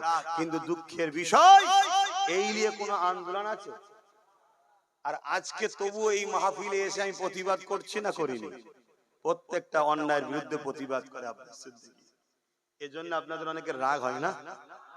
এই সত্যি করে বলেন না, রাগ হয় তো নাকি? হিরে তো রাগ হয়? তাহলে কত বড় কথা বলছে, ইসলাম নাকি সন্ত্রাস। তাহলে আমরা সবাই সন্ত্রাস দল মানি, স্বতন্ত্র ধর্ম মানি? পশ্চিম বাংলায় এবিপি নিউজে বসে বলছে, তাহলে কোথায় যাচ্ছি আমরা? আর এরা এত বড় বড় কথা বলার সাহস পায় কি করে? এরা জানে মুসলমানরা আমাদের কিচ্ছু করতে পারবে না। কেন? মুসলমানদের না জজ আছে, মুসলমানদের না বিডিও আছে, মুসলমানদের না ডিএম আছে, মুসলমানদের না পিএম, না সিএম, না মন্ত্রী, না এমপি, কিছুই নাই তো আমাদের। তাই এরা এত বড় বড় সাহস পায়। মুসলমান এতটুকুই করতে পারবে, হয়তো রাস্তায় নেবে একটু হই হই করবে, যত হই হই করবে আমি তত ফেমাস হব। শুনছেন তো নাকি? এই সমাজে কিছু মানবরূপী পশু আছে, সে পুরুষ হোক আর মহিলা হোক, আমি তাদেরকে দায়িত্বহীন ভাষায় বলে দিই, তোমরাই হলে বড় সন্ত্রাস, তোমরাই হলে আতঙ্কবাদী, তোমরাই হলে সমাজের জন্য ক্যান্সারের থেকেও ভয়ঙ্কর। হ্যাঁ, মুসলমান হয়তো তারা আন্দোলন করবে, তাদের হয়তো নেতা মন্ত্রী নয়, তাদের হয়তো ডিএম পিএম নয়, কিন্তু মনে রেখে দিও, পশ্চিম বাংলায় মুসলমান ছাড়া কারোর রাজনীতির তকদিরও তৈরি হয় না। অতএব আগামী দিন আমাদের উপরে, ইসলামের উপরে যে আঘাত বারবার হচ্ছে, এই আঘাত দেখে দেখে আমরা শিক্ষা অর্জন করছি। আগামী দিন আমরাও তাদেরকে জবাব দেব। গণতান্ত্রিক প্রক্রিয়ায় যারা আমার ইসলামের গায়ে দাগ লাগাচ্ছে, কোরআনের গায়ে দাগ লাগাচ্ছে, তাদেরকে আমরা জবাব দেব, হ্যাঁ কি না? হাত তুলে আল্লাহকে সাক্ষী রেখে বলুন, জবাব দেব, হ্যাঁ কি না? আজ আমি আপনাদেরকে বলবো, হাত নামান, আমি আপনাদেরকে বলবো, আল্লাহর কাছে মুখ দেখাতে হবে, মরতে আপনাকে হবে। দুনিয়াদারি করুন, ব্যবসা করুন, কারবার করুন, রাজনীতি করুন, হিন্দু হোক আর অমুসলিম হোক আর মুসলিম হোক, যার সাথে খুশি করুন, কিন্তু তার সাথে ততক্ষণ পর্যন্ত করা যাবে যতক্ষণ সে আপনার দ্বীনের বিরুদ্ধে না যাবে, কোরআনের বিরুদ্ধে না যাবে। যখন দ্বীন ইসলাম কোরআনের বিরুদ্ধে যাবে, তখন তার সঙ্গে কি আর কারবার ব্যবসা বাণিজ্য দল করা যাবে? সাক্ষী দেন, আল্লাহকে করা যাবে? হাত তুলে সাক্ষী দেন, করা যাবে? হাত লম্বা করে তুলে বলুন, করা যাবে? যদি এর পরেও কেউ করেন, সেটা আপনার রুচি, আপনার কাছে, কিন্তু মনে রাখবেন আল্লাহর কাছে জবাব কিন্তু দিতে হবে, জবাব দিতে হবে। এখন আমি বিদায় নেব, নিবার আগে একটা মেসেজ যে প্রথমে বললাম, ওই কথাটা একটু বলে দিয়ে যাব। শুনতে কি আপনারা চান?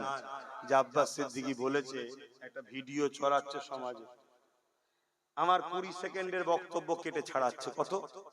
20 সেকেন্ড। আচ্ছা, আমি আমার ভালোবাসার মানুষদের পরীক্ষা নিতে পারি না? পারি না।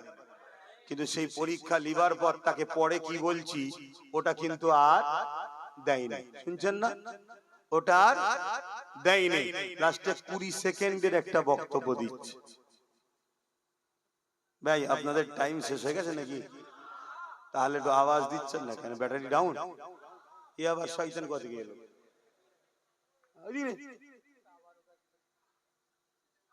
ও তাবারুক রয়েছে, তাহলে এতগুলো লোককে তাবারুক দিতে দেরি হবে, তার কথা বলে লাভ নেই। চলেন সংক্ষেপ করে দিই। ইয়া নবী সালাম, ইয়া রাসূল ইয়া হাবিব। কত পুকারে।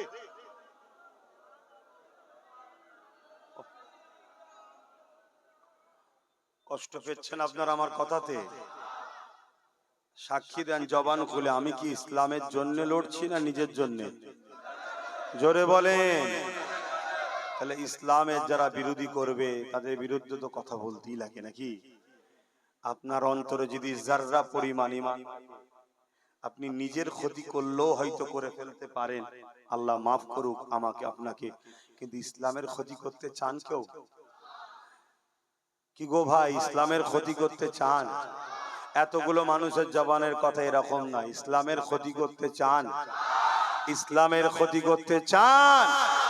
তাহলে আমি জানতে চাইছি, খুব ভালো করে শুনবেন।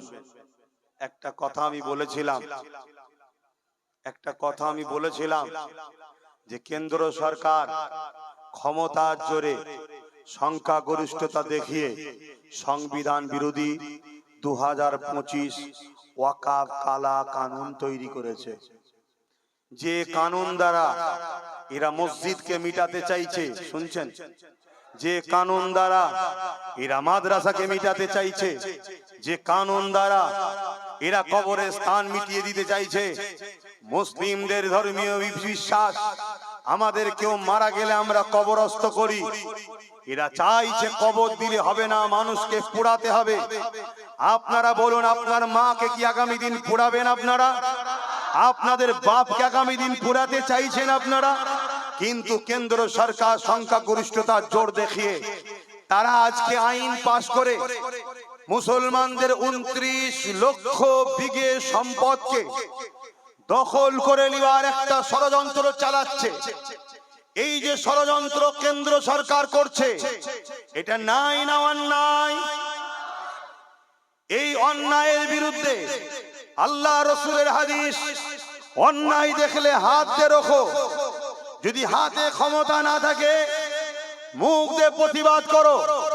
যদি মুখে প্রতিবাদ করা ক্ষমতা না থাকে অন্তর থেকে ঘৃণা করো। শুনছেন? তাহলে কেন্দ্র সরকার যে আইনটা করছে, এটা শুধু আমাদের ব্যক্তিগত ক্ষতি নয়, আমার ধর্মের ঐতিহ্য। 1400 বছরের কেরলের মসজিদ, 1300 বছরের গুজরাটের মসজিদ, 700 বছরের মালদার আদিনার মসজিদ, এইভাবে ভারতবর্ষ জুড়ে হাজার হাজার বছর যে মুসলমান আছে, এই মুসলমানদের ঐতিহ্যকে মিটিয়ে দেওয়ার জন্য, মুসলমানদের পেহচান মসজিদ, মাদ্রাসা, কবরস্থান, ঈদগাহ, খানকাকে মিটিয়ে দেওয়ার জন্য কেন্দ্র সরকার সংখ্যাগরিষ্ঠতার জোর দেখিয়ে যে ওয়াকাফ কালা কানুন তৈরি করেছে। একদিকে ইসলাম বিরোধী আইন, অপরদিকে সংবিধান বিরোধী আইন। রাসূলের হাদিস অনুযায়ী একজন ধর্ম প্রচারক হিসেবে মুসলিম সম্প্রদায়ের কাছে আমি জানতে চেয়েছিলাম, রাসূল বলছেন অন্যায় দেখলে হাত রাখো। কেন্দ্র সরকারের আইনটা যখন অন্যায়, এই অন্যায়ের বিরুদ্ধে আমাদেরকে হাত দিয়ে রুকা দরকার আছে না নাই? যদি হাতে ক্ষমতা না থাকে, রাসূল বলছে মুখ দিয়ে প্রতিবাদ করো। তাহলে কেন্দ্র সরকারের এই ওয়াকাফ কালা কানুনের বিরুদ্ধে মুখ দিয়ে প্রতিবাদ করা দরকার আছে না নাই? যদি মুখ দিয়ে প্রতিবাদ করতে নাও পারি, আল্লাহ রসুল বললেন কমসে কম তুমি যদি দুর্বল হও, অন্তর থেকে ঘৃণা করো। তাহলে কেন্দ্র সরকারের এই কালা কানুনের বিরুদ্ধে কেউ যদি মুখ দিয়ে হাতে প্রতিবাদ না করতে পারে, মুখ দিয়ে প্রতিবাদ না করতে পারে, কমসে কম অন্তর দিয়ে ঘৃণা করা দরকার আছে না নাই? কিন্তু অন্তর দিয়ে ঘৃণা করলো না, হাত দিয়ে রুখলো না, মুখ দিয়ে প্রতিবাদ করলো না। কোন মুসলমান যদি কেন্দ্র সরকারের ভোট দিয়ে তাকে সাপোর্ট করে, সে কি মসজিদ মাদ্রাসার দুশ্মন হবে না হবে না? আওয়াজ দিয়ে বলুন। তাহলে যে মসজিদ মাদ্রাসার দুশ্মন হয়, মসজিদ মাদ্রাসার দুশ্মনকারীকে শক্তিশালী করে, রাসূলের হাদিস অনুযায়ী যে অন্যায়কে সাপোর্ট করে তার ঈমান থাকে না, তাহলে এই রকম একটা বড় অন্যায়কে সাপোর্ট করলে ঈমান থাকবে? এইটা আব্বাস সিদ্দিকী বলেছিল, সেইটাকে কেটে বাদ দিয়ে দিয়েছে। দিবার পরে একটা কথা বলেছি কি, যদি এমন কাউকে দেখেন কেন্দ্র সরকারের বিরোধী করব, আর সে যদি বলে বিরোধী করা যাবে না, বিরোধী করলে সব থেকে বড় দুশ্মন আমি হব, তাহলে সে কি মসজিদ মাদ্রাসার দুশ্মন নয়? কথা বলুন, জোরে বলুন, দুশ্মন নয়? এই জোরে বলুন, দুশ্মন নয়? মসজিদ মাদ্রাসা দুশ্মন, বিজেপির বিরুদ্ধে আমি আন্দোলন করব, আর আপনি বলবেন আন্দোলন করলে সব থেকে বড় দুশ্মন আমি হব, তাহলে তাকে কি সাপোর্ট করা যাবে? আমি বলেছিলাম যদি বলে কেউ কোরআন মিটে যাবে, আমার উন্নতি মিটবে না, তাকে যদি কেউ ভোট দেয় তার মানে সে কোরআনের বিরুদ্ধে না বিরুদ্ধে নয়? তাহলে যে কোরআনের বিরোধী করে তার ঈমান থাকবে? এই উদ্দেশ্য করে আমি বলেছিলাম। কিন্তু এটা বলার পরে আরো একটা কথা বলেছিলাম, যদি তোমাদের মনে হয় তাহলে রাজ্য সরকারকে বলো কোরআন শেষ হয়ে যাবে, বলাটা ভুল হয়েছে, ক্ষমা চেয়ে নিতে। দিল্লি যাও, বলাটা আমার বলা ভুল হয়েছে, ক্ষমা চেয়ে নিতে। তাহলে আলাদা প্রশ্ন হতো, ঠিক না বে ঠিক গো? আপনারা কি বলছেন, একমত তো নাকি?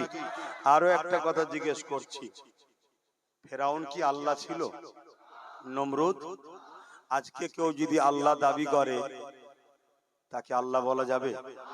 ফেরাউনকে সাপোর্ট করা মানে তাকে আল্লাহ বলে মেনে লিবা, নমরুদকে সাপোর্ট মানে তারই আল্লাহ দাবিটা মেনে লিবা। আজকে কেউ যদি আল্লাহ দাবি করে তাকে সাপোর্ট মানে কি তাকে মেনে লিয়া নয়? কথা বলুন, কথা বলুন। আপনারা নিশ্চয়ই জানেন হাওড়া জেলার নির্মল মাঝি মমতাকে আল্লাহ বলেছে, দেখেছেন না দেখেননি? তাহলে এইটা কি ঠিক বলেছে? মমতা ব্যানার্জি এই বিষয়ে কোনো রিয়াকশন দিয়েছে? তার মানে উনিও ভেতরে ভেতরে চাইছে যে আমিও ফেরাউন আজকে হব। তাহলে একে ভোট দেওয়া যাবে? আওয়াজ দিয়ে বলুন, যাবে? আমার সাথে কারা একমত হাত তুলে দেখান, হাত তুলে সাক্ষী দেবেন আল্লাহকে। হ্যাঁ সত্য তো? একটু ডায়ে বায়ে দেখেলেন, আমাদের মধ্যে কেউ মুনাফিক নেই তো? কেউ হাত তুলতে বাকি আছে কি দেখেলেন? কেউ হাত তুলতে বাকি আছে কি দেখেলেন? হাত না বান। কিন্তু এই সব বলার পরও আমি বলছি, এই সব বলার পরও সেদিন বলেছি, আজও বলছি, যদি রাজ্য সরকার মনে করে যে গুণ আমার ভুল হয়েছে, ক্ষমা চেয়ে নেওয়া দরকার আছে না না? তাহলে যতগুলো মোল্লা মলি সাহেব রাজ্য সরকারের দালালি করছো, তোমরা সবাই মিলে মমতাকে যে বুঝাও না যে তুমি যা বলেছো ও সব ফতোয়ায় গন্ডগোল হয়ে গেছে, তুমি এক কাজ করো, তুমি একটা বাইট দিয়ে বলে দাও, আরে ওগুলো আমার মিস্টেক হয়ে গেছে, আমি ক্ষমা চাইছি, তোরা আমায় কিছু মনে করিসনি। তাহলে আমার এর বিরুদ্ধে বলার আর থাকবে ভাই? জোরে বলে, ওর বিরুদ্ধে বলবো। কথা বুঝছেন না, বোঝেন না? এবারে অন্য কোন জায়গায় গিয়ে আমার পছন্দ অপছন্দ আলাদা জিনিস, কিন্তু ধর্মসভায় এসে এসব কথা বলবো না, ঠিক না বে ঠিক গো? আর ধর্মসভায় এসে তুমি আল্লাহ দাবি করবে বা তোমায় কেউ আল্লাহ বলবে, তুমি মজা নেবে, আর তুমি বলবে কোরআন শেষ হয়ে যাব, তুমি বলবে দিল্লি চলে যাও। আরে বিজেপি তো আমাদের প্রকাশ্য দুশ্মন, তুমি তো বন্ধু সেজে দুশ্মন। ওই দুশ্মনকে চিনা যাচ্ছে, ওই দুশ্মনকে চিনা যায়। তাই প্রত্যেকটা মুসলিম জাতির ঘরে ছেলে ওকে ঘৃণা করে, ওকে ধিক্কার জানায়। আর তুমি মুসলমানের কাঁধে বন্দুক রেখে ওর ভয় দেখিয়ে বারবার তুমি ক্ষমতার আসনে বসতে চাইছো। মুসলমানদের শিক্ষা, স্বাস্থ্য, কর্মসংস্থান, রুজি রুটির কোনো কিছু দিচ্ছ না, তারপরও মুসলমান ওর ভয়ে তোমাকে সাপোর্ট করে। কিন্তু তুমি নাগপুরকে খুশি করার জন্য আজকে ও বিজেপি শাসিত রাজ্যে যা করছে, তুমি বাংলায় সেই কাজ করা শুরু করেছো। তাই আর মেনে লিবা, আর মেনে লিবা। আর এই কথা যখন বলছি, কিছু দালাল বক্তা আছে, তারা একটা বুজুর্গ বয়স্ক লোকের 10 বছর আগেকারের বক্তব্য মাইকে দিয়ে শোনাচ্ছে। দেখো উনি মুরব্বী বলছে এই, ইনি বলছে এই। 10 বছর আগে বলেছিল নাকি কোরআন শেষ হয়ে যাবে? এই 10 বছর আগে বলেছিল দিল্লি চলে যাও? 10 বছর আগে কি আল্লাহ বলেছিল? 10 বছর আগে বলেছিল প্রসাদ গুলো রেশনের মাধ্যমে বাড়ি বাড়ি দিয়ে খাওয়াবো? এই রেশন খেলে, প্রসাদ খেলে ঈমান থাকে? তাহলে এ ইচ্ছা করে আমাদের বেঈমান বানাচ্ছে না বানায়নি? এই নিয়ে কোনো উলামারা প্রতিবাদ করে? কিন্তু আমার প্রতিবাদ করছে। তাহলে বলো বুকে হাত দিয়ে, আব্বাস সিদ্দিকী তোমাদের দুশমন, তোমাদের ঈমান লুটছে, তোমাদের ক্ষতি করছে। যদি ক্ষতি করে আল্লাহর জাত পাকের কসম করে বলছে আমার থেকে সরে যাও। আর যদি বলো যে না, তাহলে আব্বাস সিদ্দিকী যে লড়াইয়ে লড়ছে, তোমাদের উচিত জান মাল দিয়ে আমার পাশে দাঁড়িয়ে আমার কাঁধে কাঁধ মিলিয়ে এই লড়াইকে আরো শক্তিশালী করতে হবে, ঠিক না বেঠিক? তাহলে আগামী দিন আমি আপনাদেরকে 21শে অঘ্রাণ নলেজ সিভিতে ডাকছি, যাবেন তো নাকি? নাটের পয়সা খরচ করে যাবেন তো নাকি? কারা খুশি মনে যেতে ইচ্ছুক হাত তুলবেন, আমি জোর করছি না। যাবেন তো নাকি? 21শে অঘ্রাণ যাবেন যখন গাড়িটা বেশিক্ষণ হাত নাবান, কাশিটা বেশিক্ষণ সময় নিয়ে যাবেন। সকাল 10টা থেকে একটু টাইম গাড়ি বেশি করে ভাড়া নেবেন, কেন আলোচনা করতে করতে হয়তো একটু সন্ধ্যাও হয়ে যায়। আপনারা তাড়াহুড়ো করলে হবে না, প্রোগ্রাম শেষ করে একসাথে আসতে হবে, তাই তো নাকি? যাবেন। এর পাশাপাশি আরো একটা কথা বলছি, যদি আমাদের ইনসাফের জন্য, ইসলামের জন্য, ওয়াকাফের জন্য, গরিব এসব মানুষের এসআইয়ের নাম যাতে বাদ না যায়, এই সমস্ত বিষয় নিয়ে যদি একটা ব্রিকেটও করা হয়, খবর পেলে সেখানেও যাওয়া যাবে? কি গো, যাওয়া যাবে তো নাকি? হাত তুলে বলছেন তো নাকি? না পিছন থেকে টানবে কেউ? টানলেই তো মুনাফিক চিনা যাবে, টানলেই মুনাফিক চিনা যাবে। তো যাক, আব্বাস সিদ্দিকী তাহলে যা কিছু বললো আল্লাহ ও রসুলের জন্য বললো তো নাকি? এটা মনে রাখবেন। আসুন আমি আবার বলছি, উলামাদের মধ্যে দুটো জমাত আছে। আমার রসুল বলেছে, একটা আল্লাহ ও রসুলের পক্ষে, আর একটা এলেম অর্জন করেছে, দুনিয়ার তাগদি শক্তিদের অর্থ নিয়ে তাদের দালালি করছে। আলহামদুলিল্লাহ, প্রচুর মানুষ চিনতে ভুল করেছিল, সাথ দিয়েছিল, তারা পরিবর্তন হচ্ছে। আল্লাহ তাদেরকে কামিয়াবি দিক, বলুন আল্লাহুম্মা আমিন। কিন্তু অনেক মানুষ এত কিছু ঘরার পরও এখনো তারা দালালি করছে। জানতে হবে, হতভাগা আকবর মুনাফিক উলামাদের দিয়েই কিন্তু দ্বীনে ইলাহি লিখেছিল, জানেন তো নাকি? এই বিষয় জানা আছে? হতভাগা আকবর এই দেশের মোগলে আজম ছিল, একটা কোরআনের বিরুদ্ধে কিতাব লিখেছিল, দ্বীনে ইলাহি। কারা লিখেছিল? আলেমরা লিখেছিল। তাহলে আলেম দুই ধরনের আছে না? না, এটা বুঝতে হবে বাপ। আসেন, মসজিদ মাদ্রাসা দিয়ে চলে যায়, কবরস্থান ঈদগাহ চলে যায়, আমাদের অস্তিত্ব থাকবে না। তাহলে অনেক বড় লড়াই এটা, অনেক বড় লড়াই এটা। আর একটা ছোট্ট বিষয় শুধু বলবো, এখানে ডিটেলস বলবো না, ওটা দুনিয়াদারি লড়াই, অন্য জায়গায় বলবো। সেটা হলো, আপনাদেরকে বলছি, আমাদের জন্য আরো মারাত্মক একটা ক্ষতি হচ্ছে, সেটা হলো নতুন ওবিসি সংরক্ষণ। কি ওবিসি বোঝেন? ওবিসি কি? তাহলে জানি, যত মুসলিম ছেলেরা যা একটু একটু ডাক্তার দেখছেন, জজ দেখছেন, আইএস আইপিএস পুলিশ দেখছেন, এই ওবিসির মাধ্যম দিয়ে পেয়েছিল, ওবিসি কোটার মাধ্যম দিয়ে।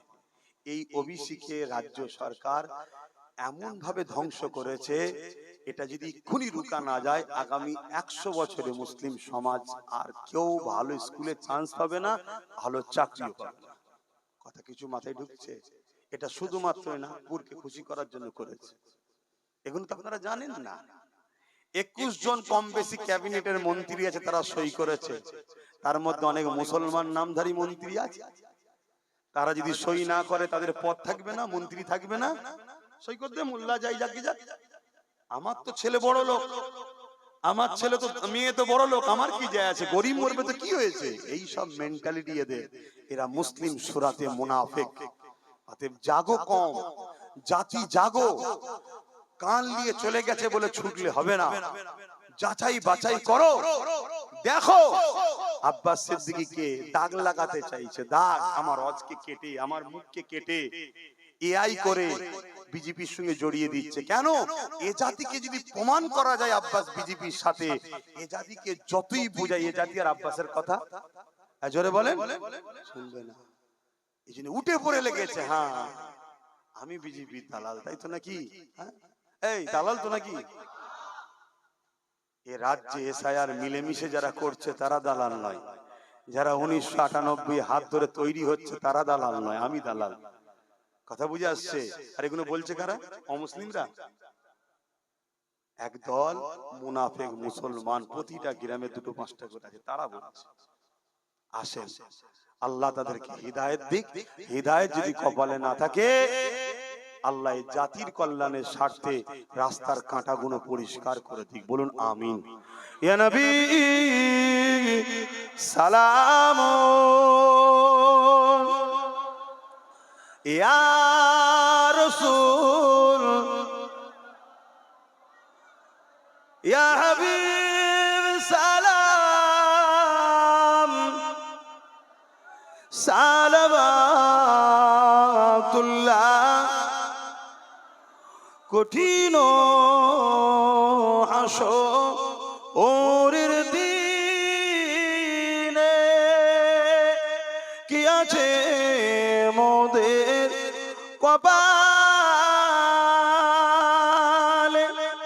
গুনাহগার উম্মাত আপনার লইবেন সঙ্গে মাহশরে। ইয়া নবী সালাম, ইয়া রাসূল,